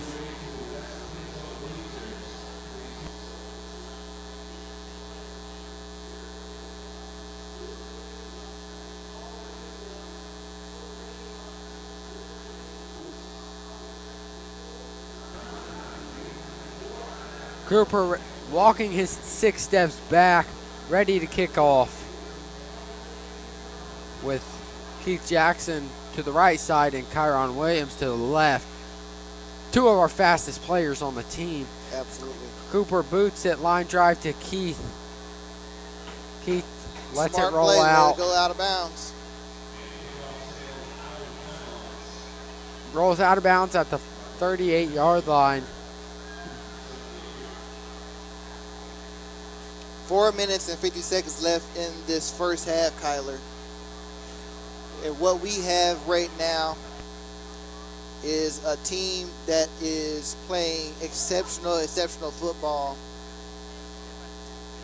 Offense did a great way, started the game off great. Defense has been great the entire night. Special teams has been great as well, made some big plays. we're really clicking so far in this first half, and we're up, and we still have a ways to go. A ways. It's only the second quarter, and there's still 4 minutes, 50 seconds left. The game is going by very slow tonight. But that's what I like about Friday nights. No better way to spend your Friday night. Correct. You come out here, nice night, feels great up here, and you just chill, you know? You don't got to be worried about nothing. You're just watching some high school football. Yep. Watching or listening. Rivers looking to receive the snap with McMoore to his left side, one right receiver to his right. Rivers receives the snap, pitches to McMoore. McMoore tries to get to the outside, but gets nowhere. He'll lose 5.5 yards on the pitchback play. It almost looked like that was trying to set up a halfback pass, Yes. double pass play there that didn't really Work develop at all. And so now the Warriors, they lose 5 yards on the play and are at midfield now. 2nd and 15 on the 50-yard line. 4 minutes, 20 seconds left to go in this quarter. Kendall Garnett out to Rivers' right side. 2 wide receivers to his right, 1 to his left. Garnett looking to pass, or sorry, not Garnett. Rivers looking to pass. Intended receiver Kyron Williams. It'll be overthrown just a tad. Unfortunately, go ahead. Looks like they were not on the right page there. Believe Coach Spann is having a talk with Kyron now as he comes off. That'll be 3rd and 15 on the Warriors' 50-yard line. Davion Dean comes in for Kyron Williams. Rivers looking to receive the snap. Takes the snap, looking to pass, runs to his right side, gets a pass off intended receiver, number 87, Eric Heister, but unfortunately is thrown a little to Eric Heister's right side.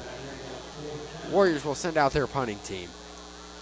Unfortunately, they were not able to capitalize and get anything from that possession there. Yes, it is.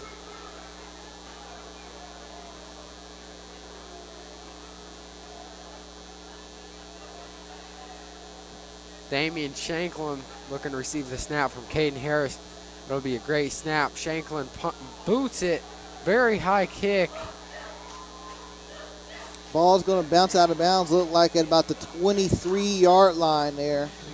There will be a flag on the 45. Looks like after the kick, unsportsmanlike conduct.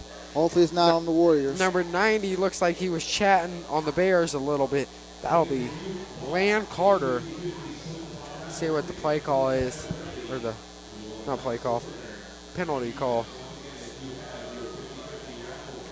It will be on the LC Bears, or will it? Let's see from our officials down on the field. Personal foul on the Warriors. That'll be a personal foul on the Warriors. That'll put the Bears on the 46-yard line. 38. 38, yeah. 38-yard line. 15-yard penalty there, Kyler. Just not something that the Warren Central defense needed right now. Not at all. Hands off the snap to, that'll be a new wide receiver tonight, number 28, 29, Jewel Dotson. He gets 4 yards on the carry. It'll be 1st and 6. Looks like 2nd and 6. Looks like number 40, Caleb Elkins, was in on the tackle there.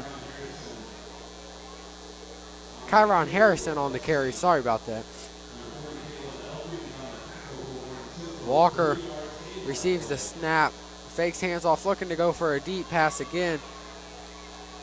He'll get the pass off to, it'll be incomplete. Intended to target number 7, Nazil Davis. It'll be incomplete. I believe it's pronounced Nizy Davis. Nizy, maybe. Nizy Davis. He is a Wisconsin commit at tight end. So he is a weapon for this Bears team. but that's the first time I've seen him be able to get targeted so far in the game. Yeah. Offense looking for their play call. 13 seconds left on the play clock with 3 minutes 26 seconds left in this quarter.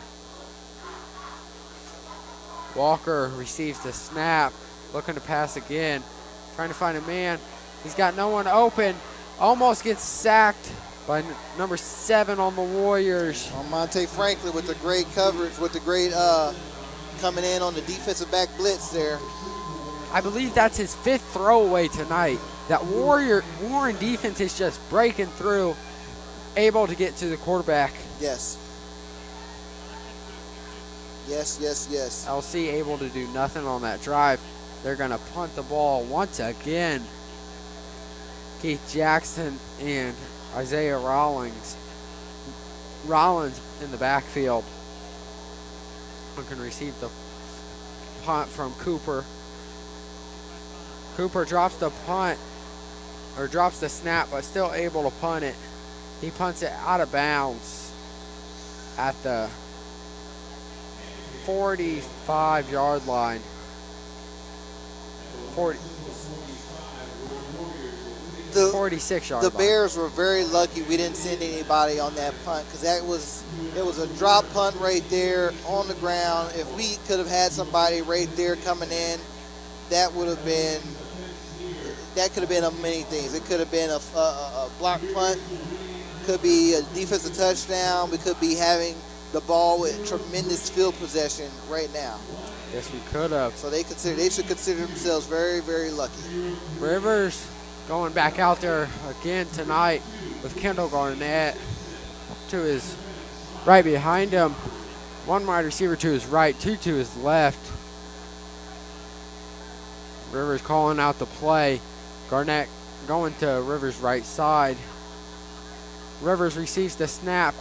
Little pass to Eric Heister. Great Gets job, 1 yard Eric, on the there. carry.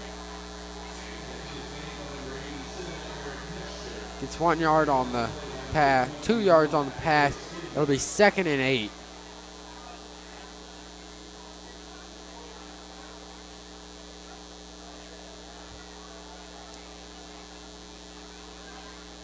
The Warriors looking for the play. 16 seconds left on the play clock. Rivers calling out the play. Kendall Garnett to his left side. One wide receiver to his left, two to his right. Kendall goes to Rivers' right side. Eric Heister in motion. Rivers looking to pass. Drops back. Shovel. Pass to Eric Heister once again. Great catch there from Eric. He gets 4 yards on the catch. Once again, we get those guys down the field, get the balls in their hands. Our weapons do what they do best. Said it greatly there. It'll be 3rd and 2nd for your Warriors. 2 minutes, 28 seconds left in the half. Kendall Garnett to Rivers' left side. One wide receiver to his left, two to his right. Kendall goes to Rivers' right side. Rivers looking to pass. Gets passed off to Kyron Williams. Kyron cuts out, gets out of bounds. It'll be a first down for your Warren Central Warriors. 38-yard line for the Warriors. Steps out of bounds. Clock stops. Warriors have one last time out here, so they don't necessarily need to rush to get the play to give them opportunity to score, but they have. These little passes for Warren are working. Rivers receives the snap, running to his left side, trying to find a man. Gets the pass off to Kendall Garnett. Kendall still chugging with 2 men on his back. Dragging some guys. Able to get 7 yards on the catch. I love it. Great view to see Kendall Garnett open for Jaden Rivers. Kendall is just such a tough running back, man. He's very strong, as you see there, dragging 2 defenders behind him. It'll be Warriors 2nd and 2 on their 30-yard line. Rivers almost sacked, but able to get rid of it. Rivers calling out the play. Kendall Garnett to his right behind him. 2 wide receivers to his right, 1 left. He hands it off to Kendall Garnett. Kendall gets through the open hole in the middle. Gets a first down for your Warren Central Warriors. 1st and 10 on the 24-yard line. for your Warriors. Play clock will keep running. Warren won't use their last timeout. Kendall Garnett still in there to Rivers' right side. 3 wide receivers to his right, 1 to his left. Rivers receives the snap, running to his right side. Pass off to, that'll be Eric Heister. He's still fighting. He gets at least 3 yards on the catch. Oh, actually, that's Javon Guess there. Sorry. I thought that 3 was an 8. And I know it's hard to see the numbers from where we are on the field, folks. Javon Guest, that'll be his 3rd target tonight. Warriors looking for their play call. Less than a minute to go in this first half. Kendall Garnett to Rivers' left side. 2 wide receivers to his right. Rivers running to his left side, gets the pass off to Eric Heister there. Eric Heister falls on the catch, but able to make the catch. Hester here, I would imagine so far, Kyler, Eric Hester has probably close to 10 catches tonight. Gotta be. It'll be 3rd and 3rd on the 17-yard line. Rivers receives the snap. Looking to pass again. Gets passed off to Heister. Eric again. Eric spins off one, spins off another. Gets 10 yards on the carry. It'll be first down for your Warren Central Warriors at the 5-yard line. Warren Central looking to score here with 40 seconds left on the play clock. Not play clock, on the clock for the end of the half. 1st and 5. See what Warriors will do here. Pass to Eric Heiser. That'll be his 3rd of tonight.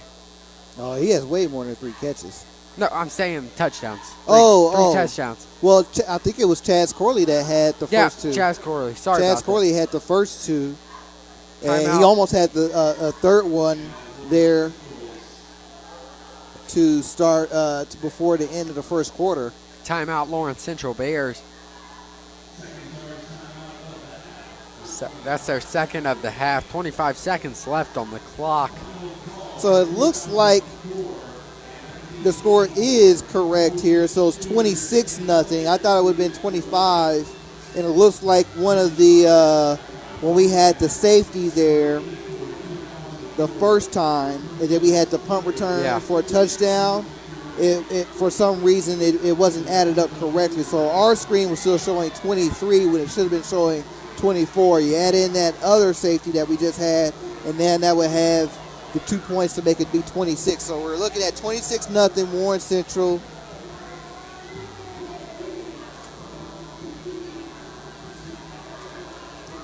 It'll be 1st and 6 on the Warriors' 6-yard line. 26-0, 25 seconds left on the half. See what the Warriors will do here. Still having Kendall Garnett out there. Kendall to his right side. 1 wide receiver to his right, 2 to his left. Rivers looking to receive the snap. Kendall Garnett moving to Rivers' left side. Rivers takes the snap. Rivers looking to pass. Tries to get the pass off to Kyron Williams, but deflected. Unable to make the catch. 2nd and 6. That was a rocket he shot out of there for Kyron. Kyron had some good hands. He could have caught it. He just couldn't make the play that time, unfortunately. Yes, he couldn't. 2nd and 6. Warren Central Warriors looking to the play. 16 seconds left on the play clock.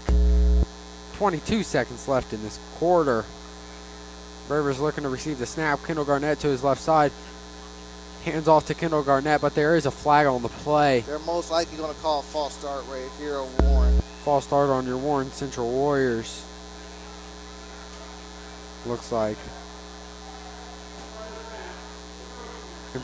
Encroachment defense on the Lawrence Central Bears. That'll move your Warriors up 5 yards.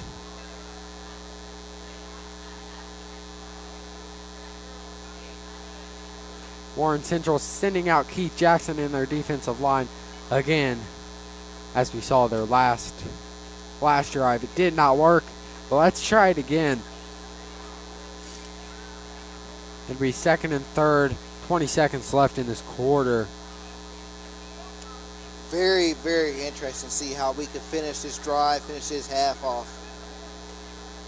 You see the Warriors here right now. They're resetting the game clock to 22 seconds. So, Kyler, what the Warriors have to do here, they have to really get this play into the end zone here. Yes, they have they no do. timeouts.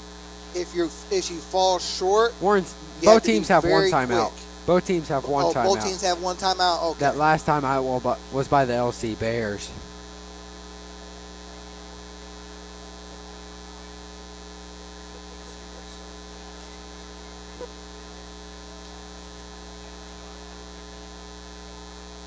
Okay, here we go here. It'll be Keith Jackson out there looking to receive the snap. Williams in motion. Keith Jackson takes him himself. Little jump pass to Damian Shanklin for a touchdown. Your defensive lineman going out there, getting a touchdown. We haven't seen that from the Warriors tonight. No, we have not. Add another great play to that young man's highlight tape.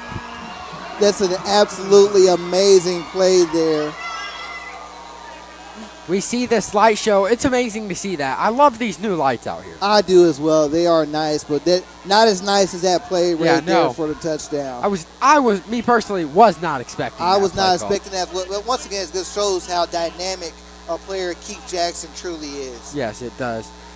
See how dynamic a player Damian Shanklin is. I mean, so far, Damian Shanklin, he punts, he gets sacks, he catches interceptions, and he catches kicks off. Yeah, kicks off. He almost does everything. Man, he's Warren Central Boobie Miles. That'll be number 93 freshman to kick off. That's his 3 for 3 tonight with another great field goal. It's number 93 Jermaine Elreed. He's feeling it. He's feeling it. Hugging his coach right there. I love it. High-fiving his teammates. I love to see that from a freshman. Correct. And every year he's going to progress and progress. He has not missed one tonight. Hopefully I didn't just jinx that for him. Hopefully not. I don't want to see the announcer jinx break out for our guy just yet. It'll be 18 seconds left. See what the LC Bears can do in 18 seconds. Probably just knee it out, hand it off maybe. Or they'll go deep, try and score.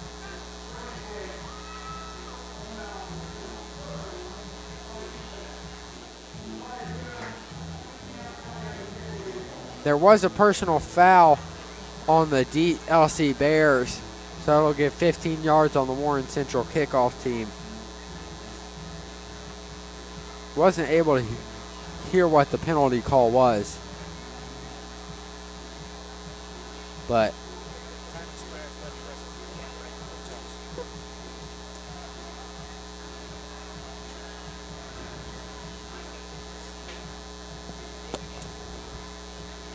.18 seconds left in this quarter. Warren Central Warriors looking great with a 33-0 score. Still have not given up a point since that semi-state against Center Grove. That was November 10th, I believe. Damian Shanklin looking to kick it off. Little line drive. It'll just go straight back to the end zone. Straight back to the end zone, and I imagine LC will just probably take a knee here and go to halftime, go into the locker room. Talk about what to come out. Yes. Hopefully get that momentum up for Lawrence Central Bears.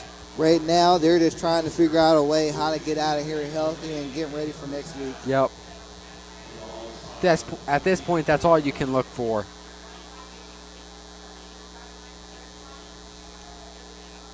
But you never know. They may try and do something here. They're not lining up in the knee formation. Walker out there with one wide receiver to his left, one to his right, and then his running back to his backside. Hands it off. Tries to get to the outside, but goes nowhere. Gets stuffed. That'll be a tackle by number 9, Tyrone Burris, and number 50, Donovan Dungy. That's it. That's half. That is halftime. All right.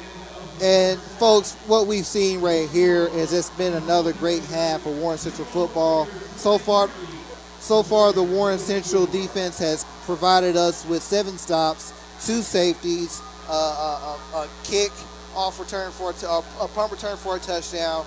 Offense has done some great things as well. Chaz Corley has 2 first quarter passing touchdowns, receiving, And it's just really a great game. That's the reason why we're up, 33? 33-0. 33-0. Kyle, this is what great teams do. When you want to be a great team, when you want to be a state champion contender, you have to go out there and assert yourself week in and week out against teams that you feel are inferior. And this is what Warren Central is doing tonight. And this team looks like a state championship, at least hoping to come to the state championship. So far, so good. We have another half of football to play. So right now, Warriors got to come out at halftime with that mentality that is 0-0. All right? And with that, folks, let's toss it down to this week's latest edition of the Captain's Corner. Welcome to the Warrior Sports Network halftime show. We're your hosts. I'm Caleb Asa. With me, as always, is Marcus Clayton. Marcus, before we started the game, we were talking about homecoming. Tradition never graduates with the reunion of the 2004 and 1984 state championship teams. Those teams were powerhouses. Tradition never graduates, and tonight's team against LC has proven that so far tonight. I tell you what, welcome to the Far East Side Light Show.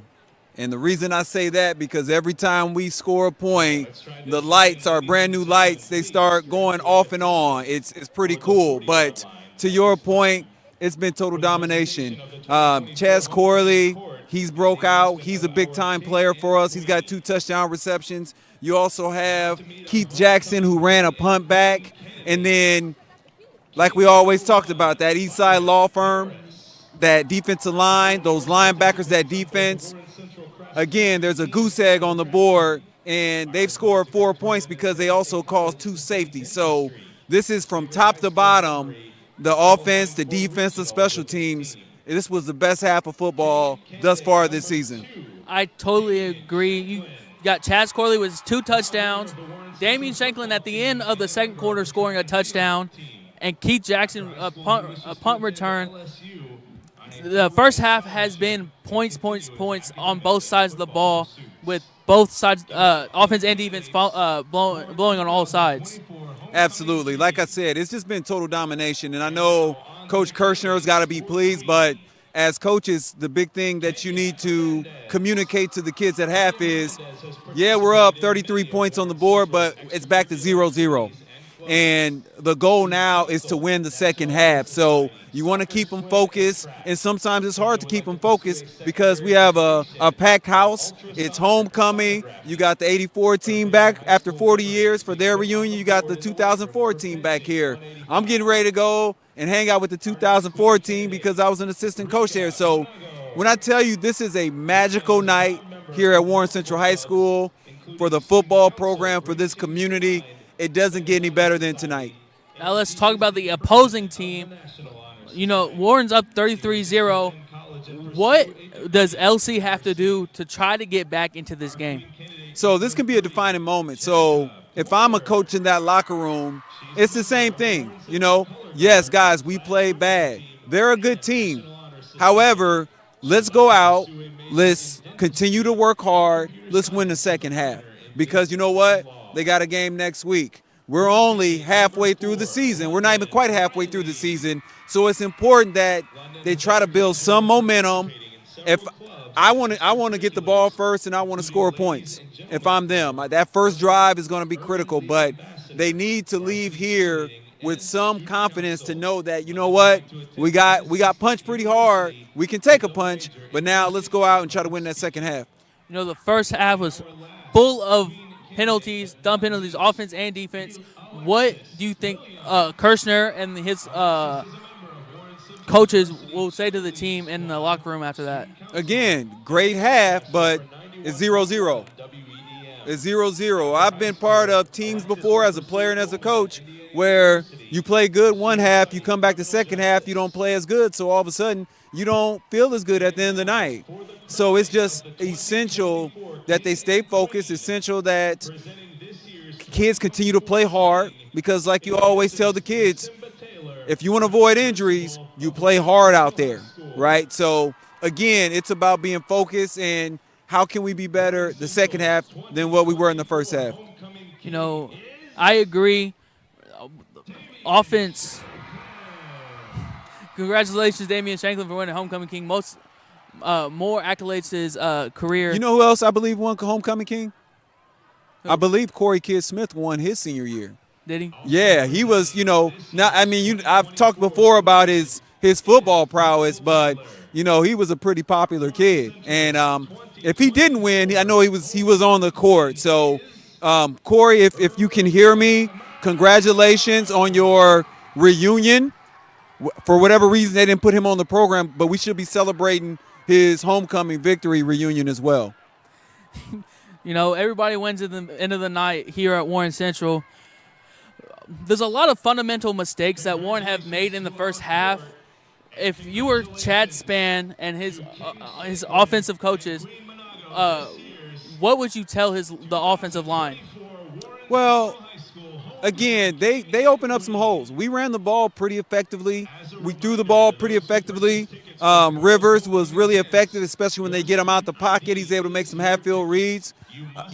I can't really say too many bad things about the offense because they've been able to score points. The neat thing is that, again, as we said in pregame, if you go back to the Snyder game, the offense has got better every single game, and that's a testament to what Coach Spann and his staff, what they're doing at practice. They're correcting mistakes, and, again, they're getting better little by little, game by game. No, it's fun. It's funny we've been talking about offense. I've actually got sat down and talked with the offensive lineman Cameron Herron on his views on the season and his next step in his collegiate career. Let's see what he had to say.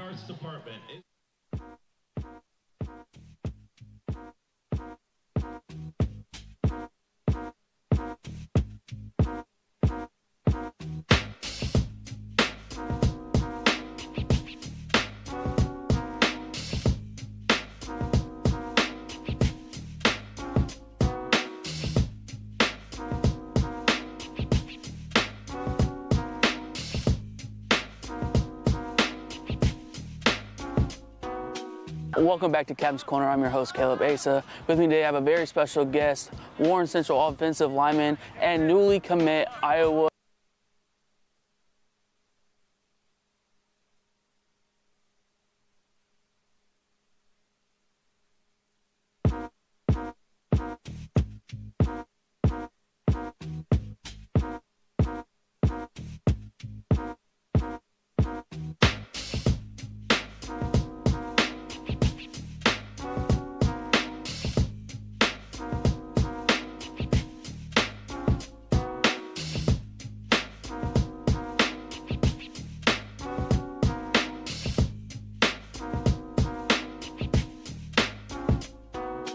Welcome back to Captain's Corner. I'm your host, Caleb Asa. With me today, I have a very special guest, Warren Central offensive lineman and newly commit Iowa Hawkeye, Cam Herron. Cam, how you doing? Yes, sir. I'm good. All right, Cam, we're going to get right into it.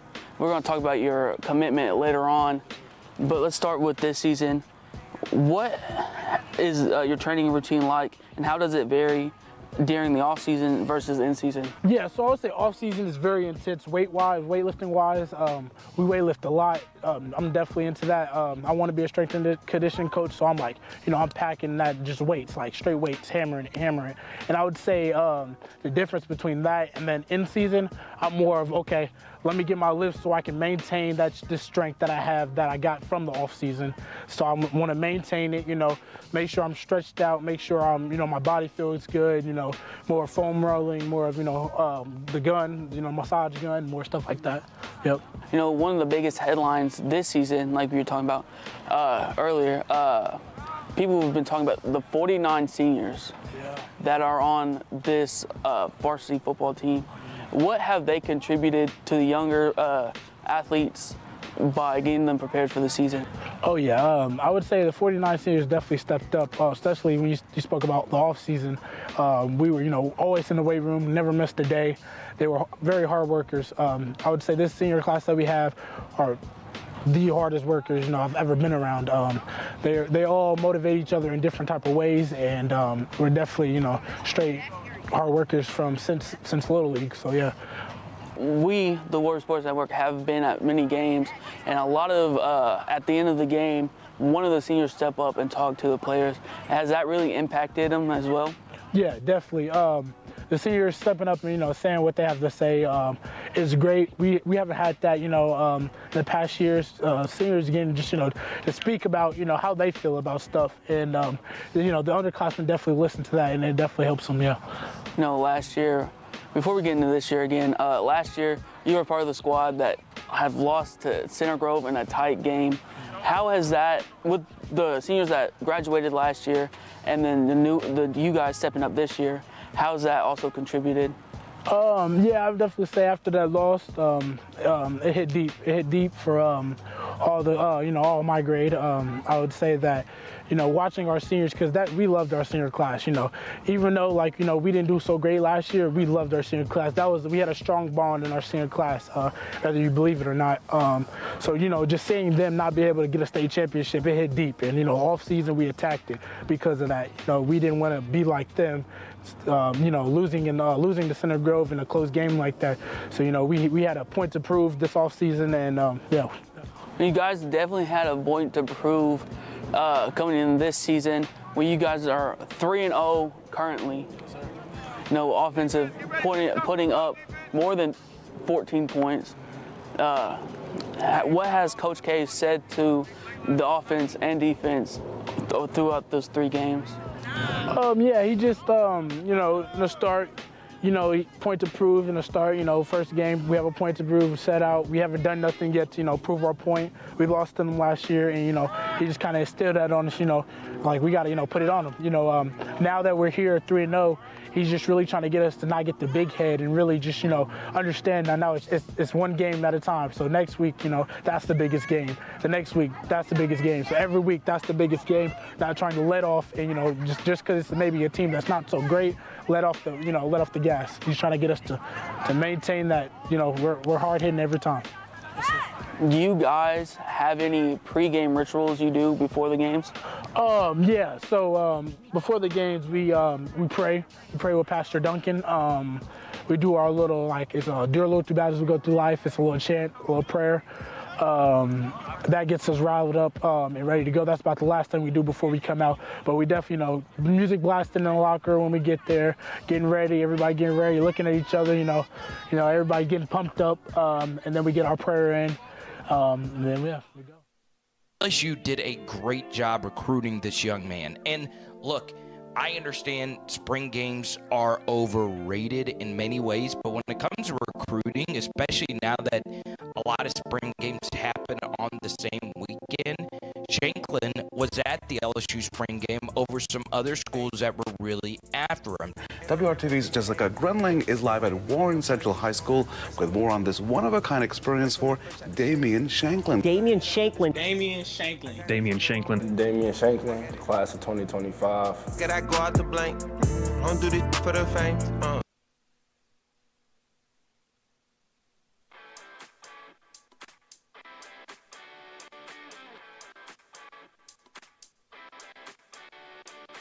Finish your shot and you run, that ball will pop up and it will go too far. And then if you try to adjust it, which I saw so many of you adjust it while running, ball hits the net immediately. Good. Oh!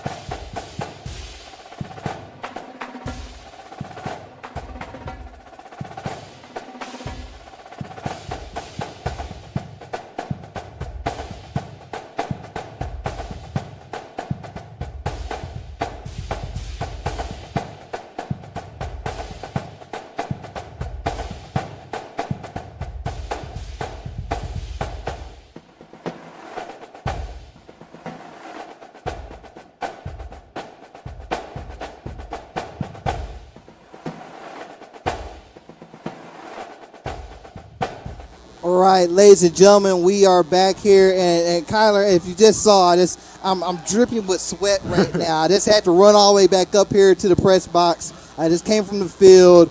We just had the reunion of our 1984 and 2004 state championship teams.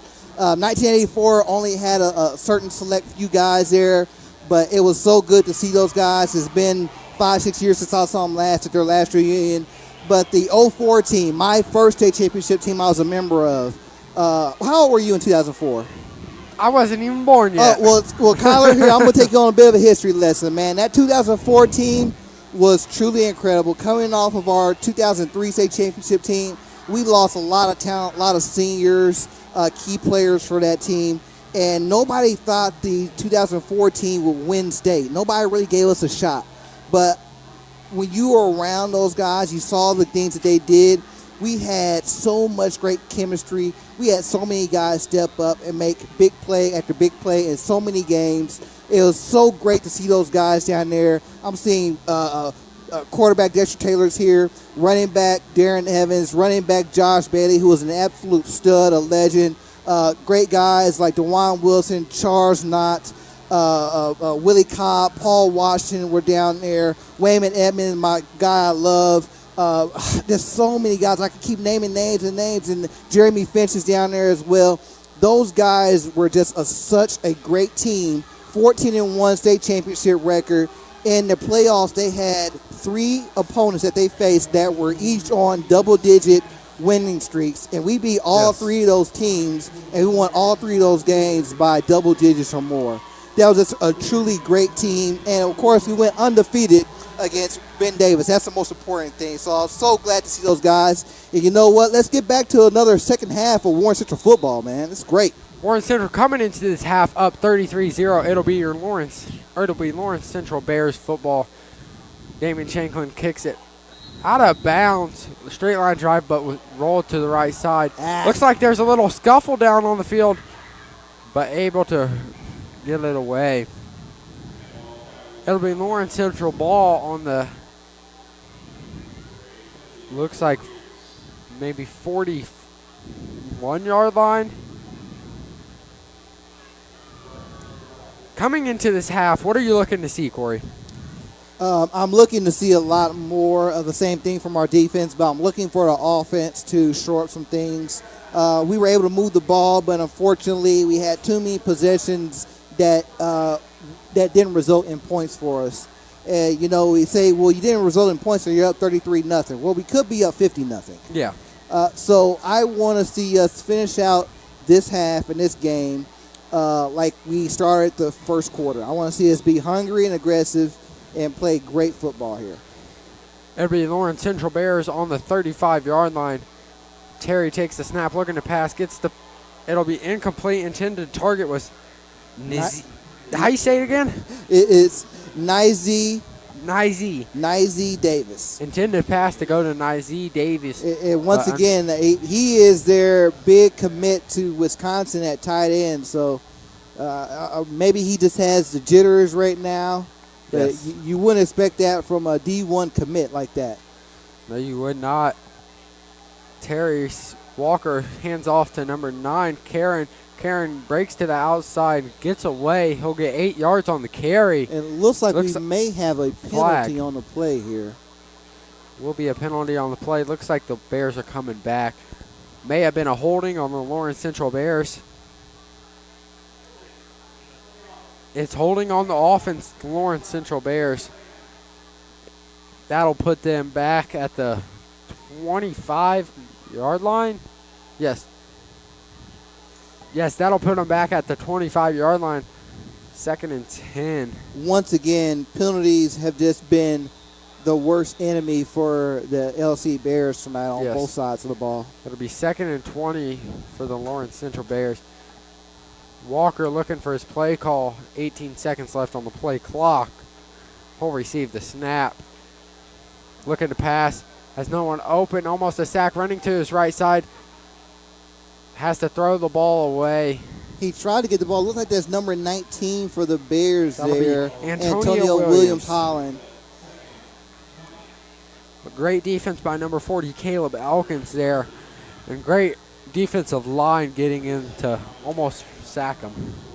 Yeah, we just have so much pressure on them. They're not being allowed to really get open too much and really develop plays down the field. Really, at the line of scrimmage, they're just the defensive line are keeping Terry and the offensive line for LC just in constant motion and constant movement. 20 seconds left on this play clock here. Walker looking for his play. Walker looking to receive the snap. Still hasn't received it yet. He's got 2 wide receivers to his left, 1 to his right. He's looking to pass, looking to pass deep.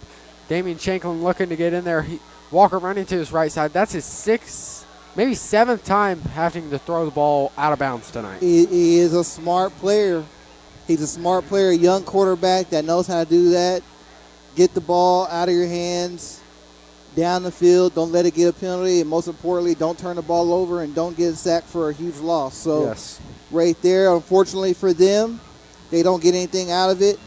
But he doesn't make a bad play worse. Yeah. And making a bad play worse is what you saw this past Sunday in the Tennessee Titans versus Chicago Bears game, where you saw quarterback Will Levis getting ready to get sacked and just mind-numbingly makes one of the worst plays I've ever seen, tosses the ball forward for a pick 6. You don't want to see that from your quarterback. So not at all. Cooper, low snap, looking to punt it. Gets a big leg. Keith Jackson will just let it go out of bounds. Out of bounds at the 50. It'll be Warren ball on the 50-yard line. 11 minutes left in this quarter. See what your Warren Central offense will do in this quarter. I'm looking to see Kendall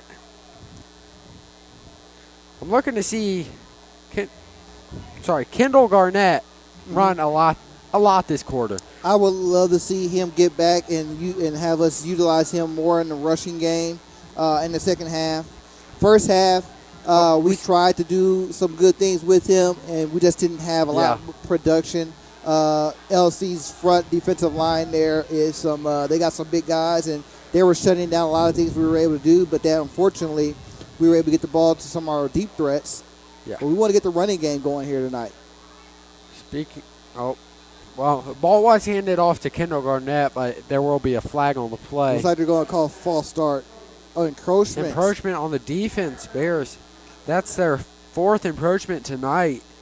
Usually when you see a play like that stop when the play starts, it's going to be a false start of some kind. So to see an encroachment like that once again, it's kind of shocking. Very shocking. So now that gives the Warriors a 1st and 5 on their first possession of the second half. Be 1st and 5, 44-yard line. Rivers looking to receive the snap. He's got Kendall Garnett to his left side. 1 wide receiver to his left. 1 wide receiver to his right. Tight end on the left side. Hands off to Kendall Garnett. Kendall Garnett tripped up by number 7 on the Lawrence Central Bears. That'll be the hard name, Nizie Davis. Looks like he's going both ways here. He's called upon a play. Looks like play a little stand-up defensive end edge there, rusher. Warren Central looking for their play call. Kendall Garnett will still stay out there. He'll be on Rivers' left side. 1 wide receiver to his left with the tight end over there and 1 wide receiver to his right. Rivers hands off to Garnett. Garnett trying to push up the middle. Looks like a fumble on the play. Fumble on the play here. Looks like Warriors did recover. That'll be 3rd and 1, 3rd and 2? 3rd and 2, I believe. Fumble, but Warren Central able to recover the fumble. It'll be 3rd and 2 on the 41-yard line. Rivers looking for his play call. Kendall Garnett still on his left side. Same formation we've seen these past 3 drives.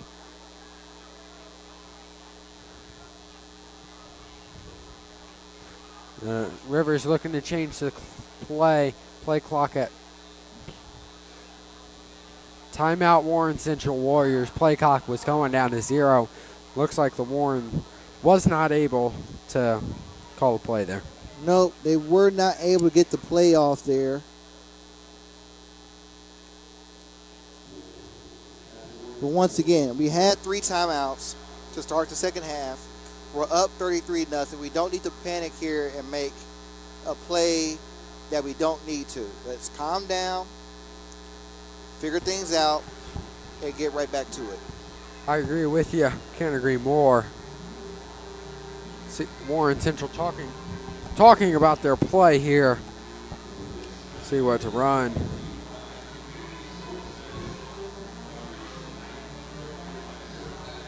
So how's your night going today, Corey? It's going fantastic. It's going fantastic. Can't go any better? It can't go. Well, it could get better, but we ain't got the victory yet. Yeah. When we get the victory, it'll be the best it could be. I agree with you. Nights like these just make you happy, man. Absolutely. Seeing your Warren Central Warriors beating their opponent 33-0. It's a nice breeze out. Feels great. It does feel great. It does feel great. Beautiful lights on the field. It just gives you chills thinking about it. That it does. Rivers receiving the snap. He hands it off to Garnett. Garnett cuts back to the inside. He gets scuffled. That'll be a tackle by number 2, but R.J. Eldridge. It is enough to move the chains to give the Warriors another first down. The Warriors first down. 1st and 10 on the 42-yard line. Great read by Kendall Garnett to make the outside, then cut back in to get his Warriors a first down. One wide receiver to his right side, one left. Kendall Garnett to his right side. Also, Rivers looking to receive the snap from Heron. Rivers looking to pass, gets passed off to 87, Eric Heister. Eric Heister tries to break away but can't. That'll be 9 yards on the pass. Eric Hester, sorry. Here's a replay on the screen for you right now. As you can see, Rivers' little quick pass to Eric. Eric tries to break away, but number 22 for the Lawrence Central Bears, that's Jordan Aaron, comes up with a Eric tackle. he's just having his way tonight on the edge there. They're single covering him for pretty much all night. Rivers hands off to Garnett. Again, Garnett finds an open hole, gets the Warriors first down. Move the chains. Yeah, Lawrence Central they're in a bit of a predicament here tonight, Kyler. They don't have the talent to really double our guys and at the same time stop our running game, because our running game can be very good. It can be very good, as we've seen so far in the first couple of games this season. Yes, it can be. Warren Central Warriors looking for their play. Rivers still has one wide receiver to his left side. Kendall Garnett to his left side. One wide receiver to the right. Same formation we've been seeing. He hands it off to Garnett. Garnett goes up the middle, breaks off one tackle. He gets wrapped up by number 7. That is the hard name, Nyzee Davis. Nyzee Davis. Nyzee gets wrapped up by the ankles there. Gets another about 7 yards on the carry. It'll be on the 14-yard line. Warriors 1st and 10. Be on the lookout here, Kyler. It wouldn't surprise me if the Warriors tried another fade to Chaz Corley here at the bottom. Same format. He hands off to Garnett. Garnett trying to push up the middle. He gets a couple of yards, gets 5 yards on the carry, sorry. It'll be 1st and 5, or 2nd and 5. Kendall Garnett seeing a lot of handoff to him, almost like we called it as we want to see him running tonight. We've seen the same formation for the past 7 drives here. Hey. It works. It's working. It's doing really well. Once again, we are up, but we have to stay aggressive, but we don't want to do anything that's going to jeopardize the rest of this game here. One wide receiver to Rivers right, one left. Hands it off to Garnett again. Garnett goes to the outside, gets through 2 tackles, but then gets tackled by number 21, that's Actis Finley. And also tackled by number 98, Cortez Humphrey. Warren Central, same formation every time.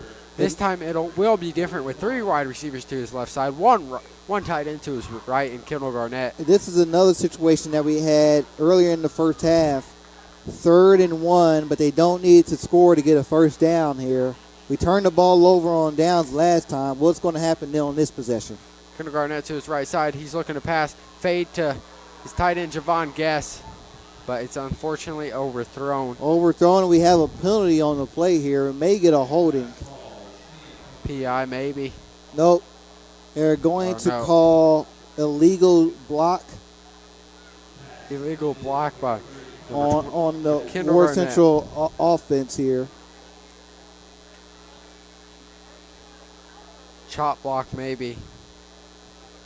It's like they're talking over with coaches. Well, the thing is, you accept the penalty. It still remains 3rd down.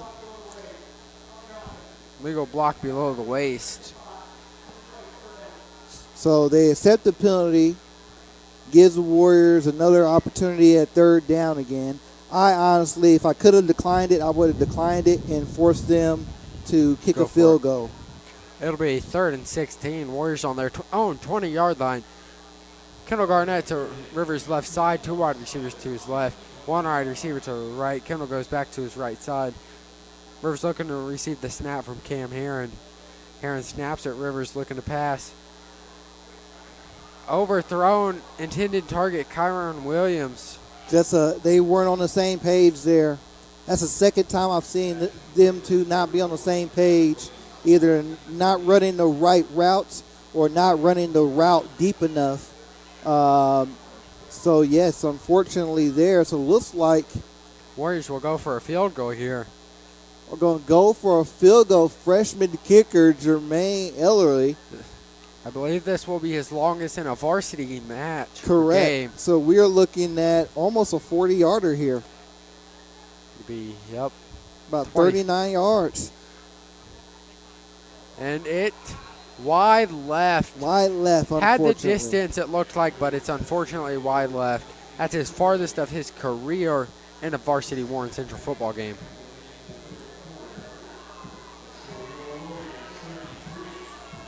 Six minutes, 20 seconds left in this quarter. Warren Central up 33-0. That'll be Lawrence Central ball.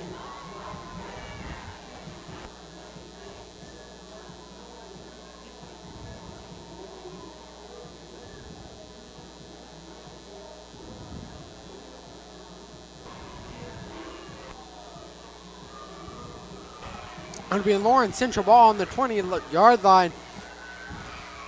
Williams receives the snap, hands it off to Karen. Karen just gets stuffed by that'll be Marcus Bell. Number 34.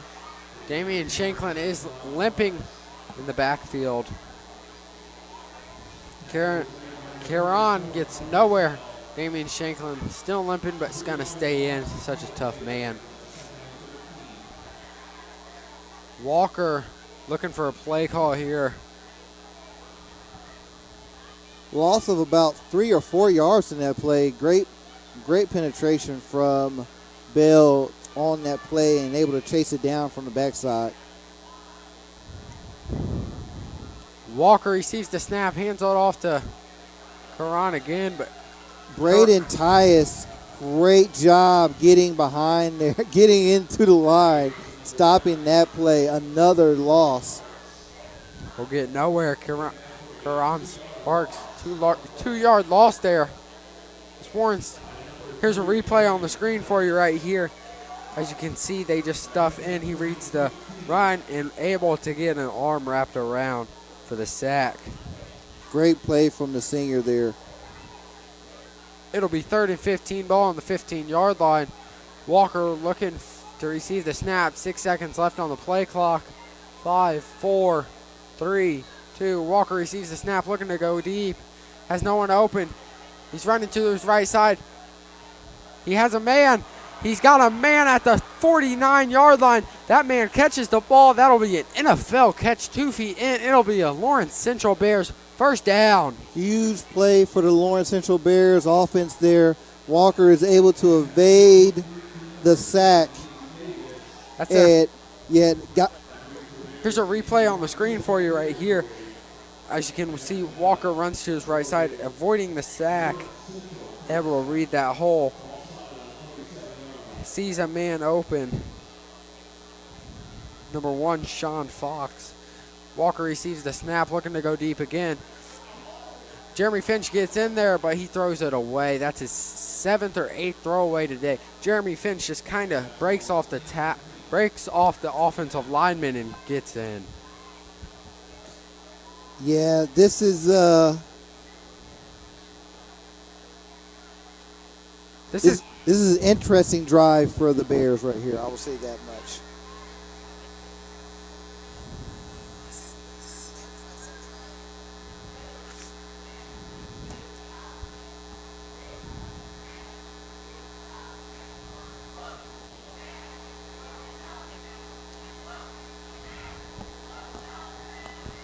Walker receives the snap.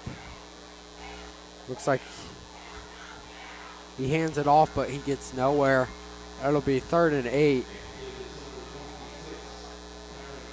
Number 11, Jeremy Finch is down here.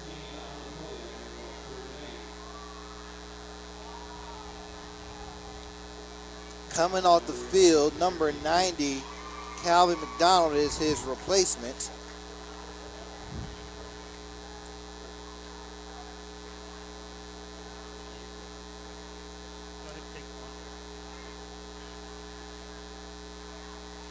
Jeremy Finch going to the table to get looked at.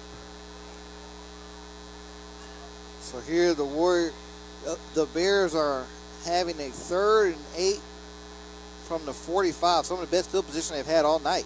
Walker receives the snap, looking to go deep again. Has one-on-one coverage. Intended target number 19, Antonio, but great defense by number 15 Isaiah for Rollins. the Warriors. I said that would be a big battle between Hollins and our guys on the outside there. It's been a Monte Franklin for a bunch of plays tonight, and it was just Isaiah Rollins right there. There is a penalty flag at the 41-yard line, though. See what the officials call here.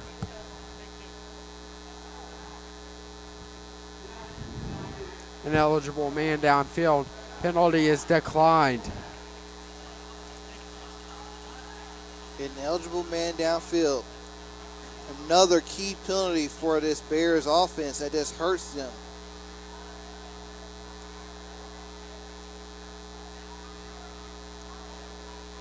See what the Warren Central offense can do. Or defense, sorry. It'll be 4th and 8. Warren Central Bears going for it. Walker run into his right side. Calvin McDonald gets past. He almost sacks him. Intended target was number 7. Davis once again. Uzziah Davis. They just not been able to get linked up with the Wisconsin commit. And that play, unfortunately for them, is a turnover on downs. Warren Central defense gets out of an ugly jam there after the big play that they gave up to get LC into great field position. And now Warren Central will take over 1st and 10 from their own 45-yard line.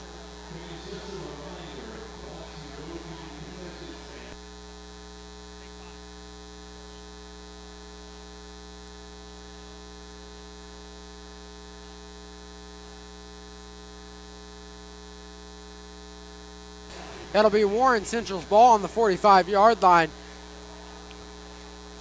Jaden receives the snap, hands off to McMorr. McMorr gets stuffed, goes nowhere except backwards. Gets back to the line of scrimmage, though. It'll be 2nd and 10 for your Warren Central offense.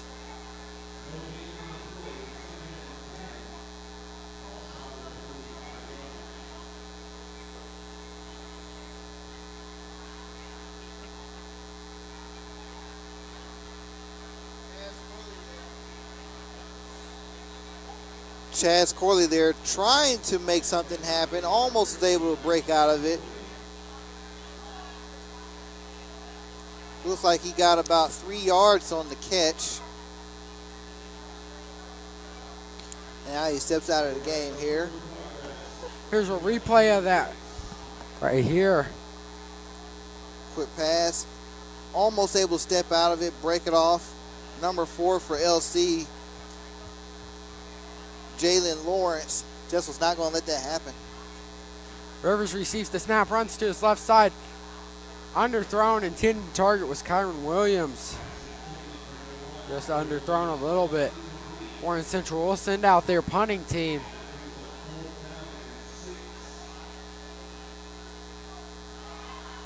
Damian Shanklin going out there to punt for the Warriors. See what he can do here.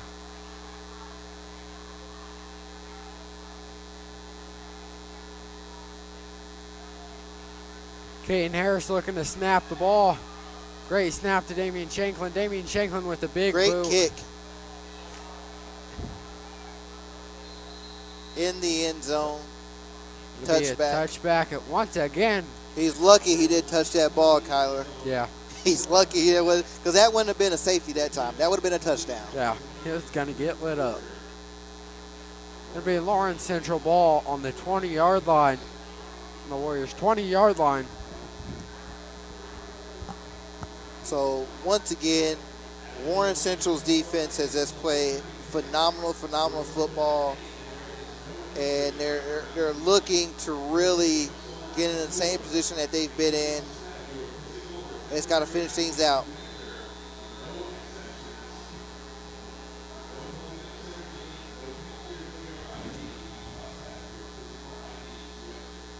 There will be a flag on the play. False start offense on the Bears. They'll move back 5, which will put them on the 15-yard line. It'll be 1st and 15. Once again, another drive. That may be the 3rd or 4th drive that they've had tonight where before they can even get a play off, they get a penalty that pushes them back. Yep. Walker looking to pass, runs to his right side, has an open man, but it's incomplete. Intended target was number 84, Ezekiel Williams. In his hands and out.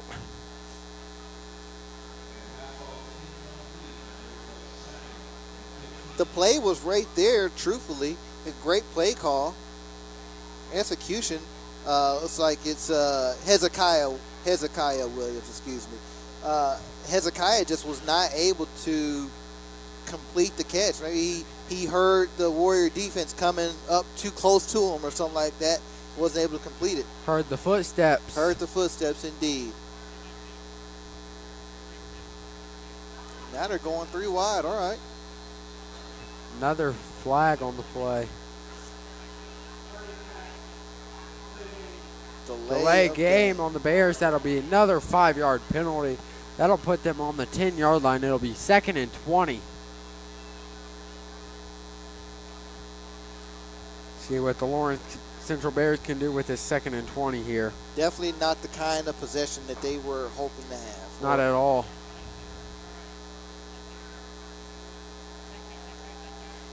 Walker running to his right side, has to throw it out of bounds once again. He's made more completions to the guy out of bounds than he has to the guys on the field. Yes, he has.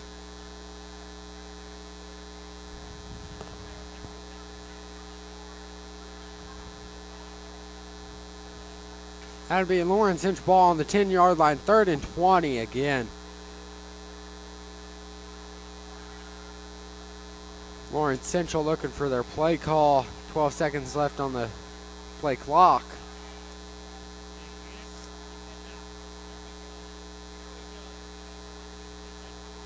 Walker looking to receive the snap. Timeout Bears. Timeout. That'll be their first of the half. First of the half.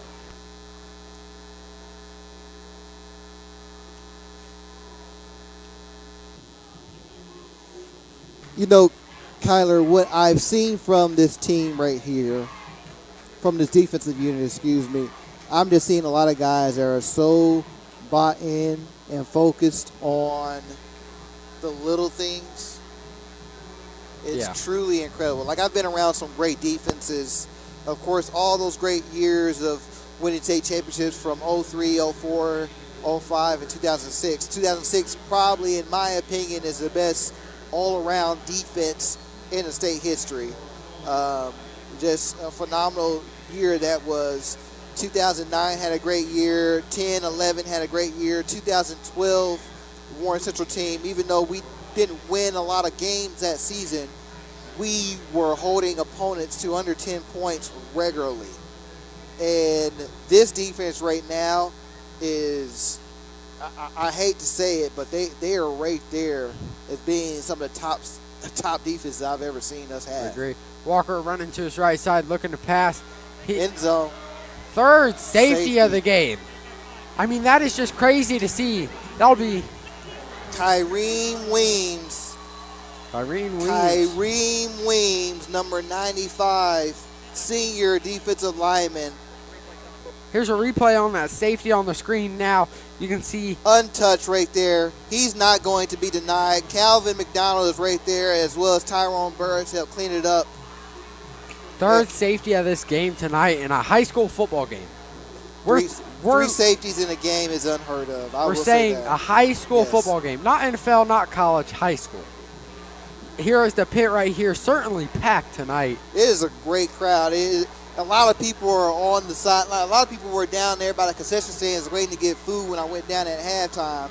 It is a great crowd here tonight. It's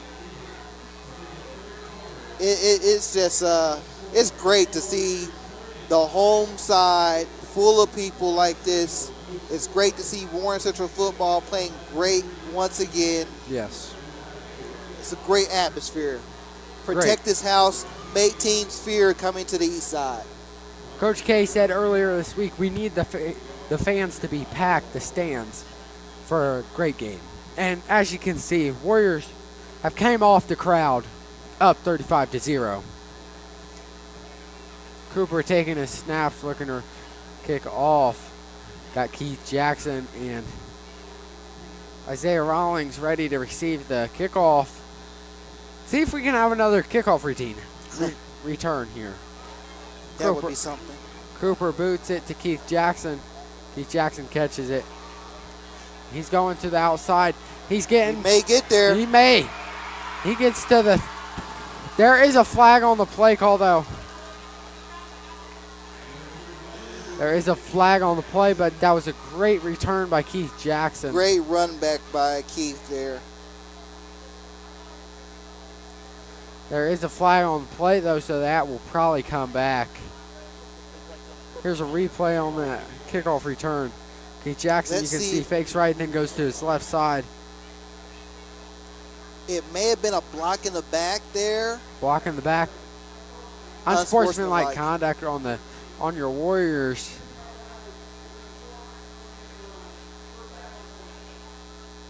Sorry, unsportsmanlike conduct on the kicking team. So that will help your Warriors out. It'll be 1st and 10. First and 10 from the 41. Yeah, moves the ball back there. They were somewhere about the 25-yard line. This will be. See what the Warriors can do with this. 50 seconds left in the quarter. Rivers looking to receive the snap. Kendall Garnett right behind him. 2 wide receivers to his right side. Garnett just wasting the time. 12 seconds left on the play clock. 8 seconds. 5 seconds. No need to rush it. Hands off to Kendall Garnett. Kendall just gets stuffed. Great way to fight for yardage there. It'll be 2nd and 9 with 20 seconds left in this quarter. They'll probably just run this quarter out. Looks like they'll just run this quarter out as they're having their players come to the sideline. Warren Central up 35-0 at the end of the quarter. See what Lawrence Central can do coming into this 4th quarter. See if they can bounce back from what they've learned.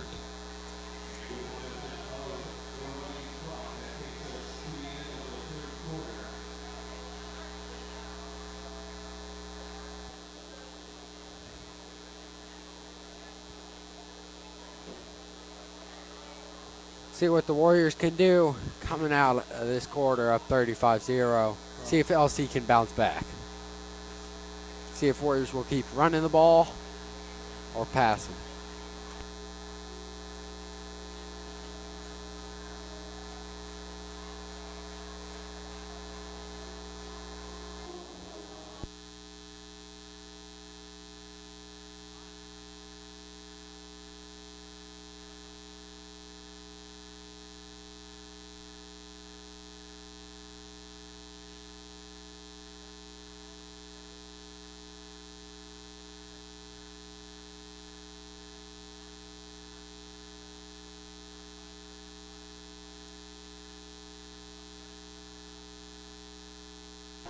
Warren Central up 35-0 coming into this fourth quarter. Rivers receives the snap, hands off to Garnett. Garnett gets through the open hole in the middle, gets 5 yards on the carry. It'll be 3rd and 5 at the 35-yard line. Great push. We haven't been able to get too much push up the middle there in quite some time. That's a great job right there from the O-line.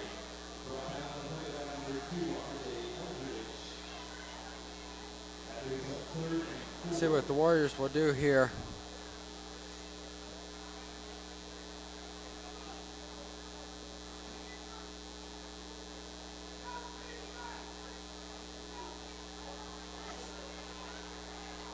About 3rd and 5, 3rd and 4 here. 3rd and 4 at 35-yard line. Hands off to Garnett. Again, Garnett tries going up to the middle. Gets 2 yards on the carry. It'll be 4th and 2. There's 2 flags on the play. See what flags will be from the official. Something after the play. One of these coaching staffs are not going to be happy with this. Not at all. These are unnecessary penalties that do nothing for your team.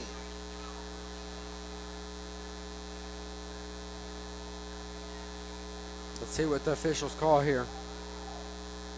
It will be unsportsmanlike conduct on the Bears. A player has been ejected. Wow. Looks like we also have a new QB in here. Number 16, sophomore Caden Barney to come into the quarterback position.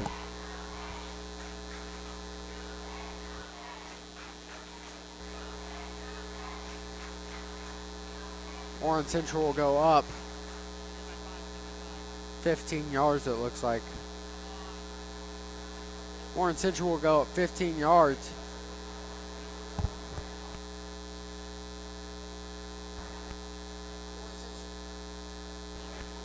Warren Central will go up 15 yards after that ejection.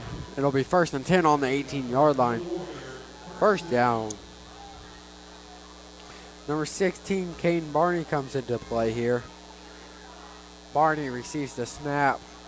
Hands off to Garnett. Garnett gets through the middle. Garnett pushing, gets great run. 5 yards on the carry. It'll be 2nd and 5.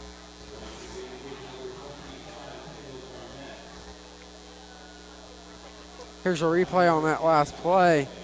As you can see, Garnett finds that open hole through there. Great job there clearing the hole there. Great block by Marcus Bell, number 34. Barney gets his play going out to tell his teammates. One wide receiver to his right side, one left. Kendall Garnett to his right side. Barney receives snap, hands off to Kendall Garnett. Kendall Garnett gets stuffed. Tackled by number 1 on the Bears. That'll be Sean Fox. That'll be 2nd and 5 still. Gets back to the line of scrimmage.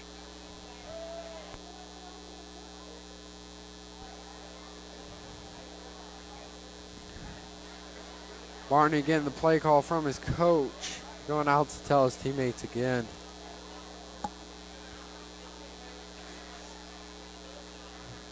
Barney waiting to receive the snap from Cameron Heron. Or sorry, that's not Cameron Heron. That's the Jazira Markey. Barney Timeout, Warren Central Warriors. That'll be their second of the half as the play clock goes down to 0. Looks like the Warriors have decided to get a lot of their guys into the game now, get their starters out the game. We have Davion Dean out there. That's number 32 on the far end of your screen. Caden Barney, sophomore. Cam Herron's still out there. Yeah. So we have Cam Herron at center. We still have number 55 at guard. Jakari Markey. Then we have number 52, Sean Ketchum as well. 67 still out there, Rollins. But still trying to switch in players. That way you're not making sure your star players don't get hit. Still have Kendall Garnett out there. Number 83, Ethan Hagan is a new addition, tight end there.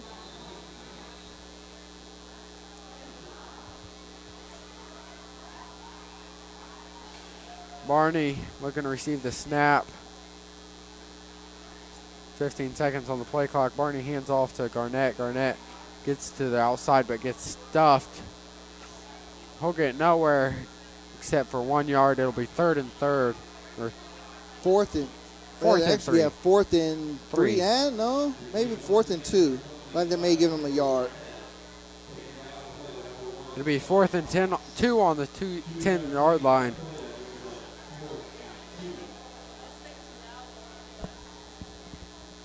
Warren Central looking for their play. Barney comes out to tell them. Number 26, new running back out there, Keon Thomas. Barney receives the snap. Barney hands it off to Keon. Keon gets the first down. It'll be 1st and goal for your Warren Central Warriors. Great job from the young bull right there, Keon Thomas. I've heard a lot of great things about him. A lot of people say he is the future at running back here. Here's the replay on that. Dives to get that first down. He's able to get it. Barney getting his play call from the coach. Running out to tell his teammates. He's got Davion Dean to his right side. One wide receiver to his left. Keon Thomas to his right side. Hands it off to Keon. Keon trying to run up the middle, but gets nowhere but backwards. Back to the line of scrimmage at least. It'll be 2nd and 5. He gets 2 yards on the carry. Let's keep this clock going. Keep it going. Barney getting his play from the coach. It'll be 2nd and 5 on the 5-yard line for your Warren Central Warriors. See what they can do here.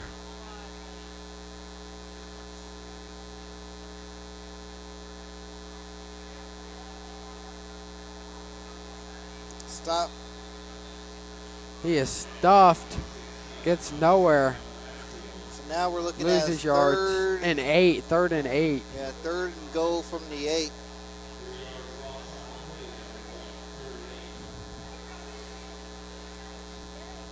Barney just gets sacked, loses yards. See what they can do with the 3rd and 8 here.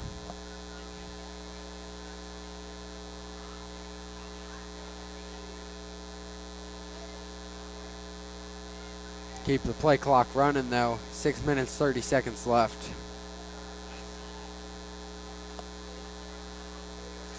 Barney looking to receive the snap. One wide receiver to his right, one left. Keon right behind him. Hands it off, but it's a fumble. LC Bears will recover it. Dropped fumble by Keon Thomas. Not something you wanted to see here late in the game. Not at all. That's right, young bull. Shake it off. Mistakes happen all the time. Here's a replay on that fumble. It's like he just never was able to fully get the handoff. Number 92 for the Bears comes up with it. That's Justin Stokes. So now LC will take over, Kyler. 1st and 10 from their own 12-yard line. 6 minutes left. 6 minutes left. They have 2 timeouts. Warren Central has 1 timeout, but they shouldn't need it. Looks like the game clock and what we have on the screen here are about 20 seconds off. So Walker hands it off to Karen. Karen gets to the outside. He's still on the outside. Gets 7 yards on the carry. Able to break 1 tackle. Gets to the 20-yard line.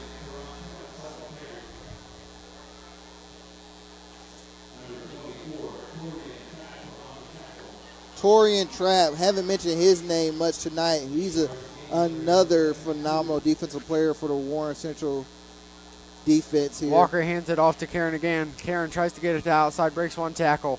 He gets first down, 6 yards on the carry. It'll be 1st and 10 for the Lawrence Central Bears.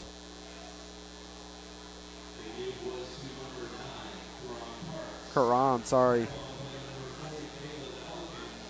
Caleb Elkins comes up with the tackle there.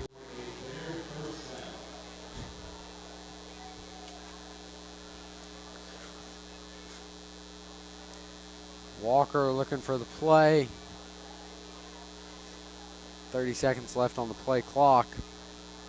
Walker receives the snap, hands it off to Caron again. Caron trying to get to the outside. It's still up, still up. Breaking some tackles there. He broke 2 tackles there. Gets to the 30-yard line. 30-yard line. That'll be 5 yards on the carry. It'll be 2nd and 5 for Lawrence Central Bears. Tackle by number 43, Braylon McDaniel.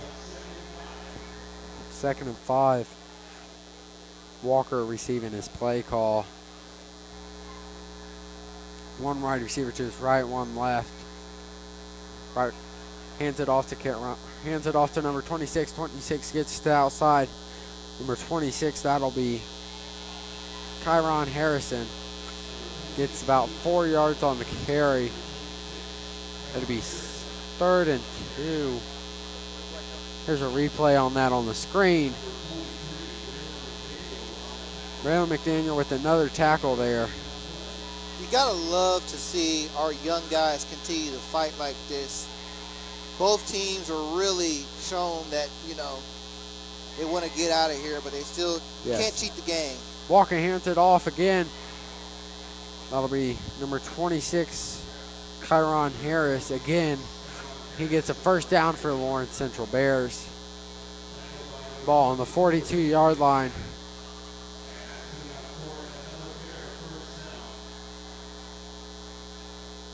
See what the Bears will do here, if they'll keep running the clock out without calling a timeout. 2 minutes, 30 seconds left on the play on the clock. Walker hands it off again. Gets 7 yards on the carry, maybe 6. All right, Braden Tyus right there, number 3 on your screen. Was the man on the play there. Hand it off to Caron again. Heard his name a lot tonight. Walker getting his signal from the coach. 2 minutes remaining on the clock. Walker hands off, looking to pass, trying to go deep. Has a man, intended target number 84, Ezekiel Williams, but unfortunately was just missed. It'll be 35-0. 1 minute, 38 seconds left in this half or game. 3rd and 5, or 3rd and 4 at the 48-yard line. Walker looking to receive the snap. Takes the snap, hands it off to number 26. He gets to outside, he's still going. Gets first down and out of bounds, Kyron Harrison. He gets 10 yards on the carry. You know, I've just been informed, Kyler. Looks like LC or somebody, the powers that be, have elected to go for a running clock here in the 4th quarter. That's the reason why you're seeing the runner step out of bounds, but the play clock or the game clock still winding down. Kyron hands it off to Kyron again. Kyron gets to the outside, but there is a flag on the play. He'll get another first down for the Lawrence Central Bears, but he'll probably be coming back for a holding. Maybe a holding call, yes.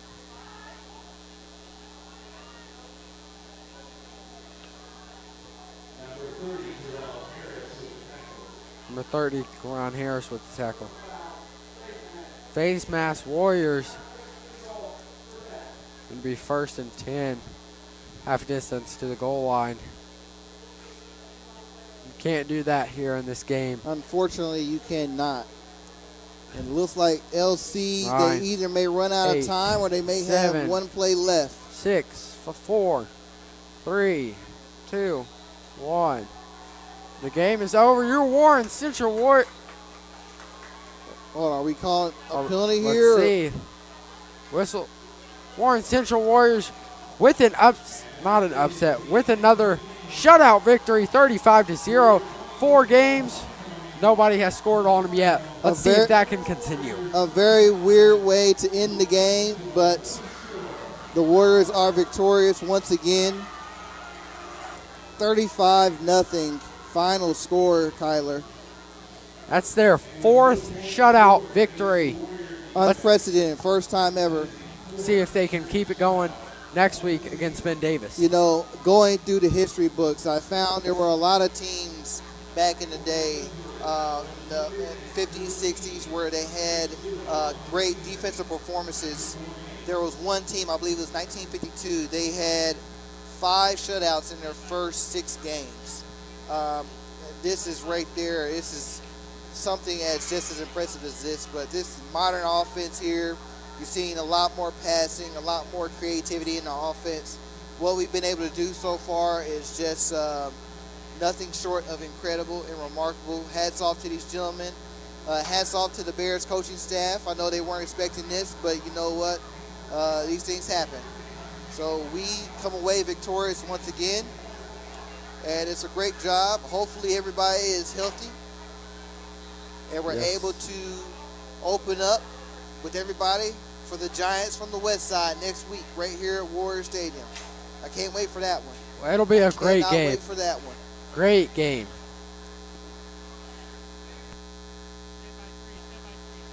It'll be a great game against Ben Davis Giants here at the Dome next week.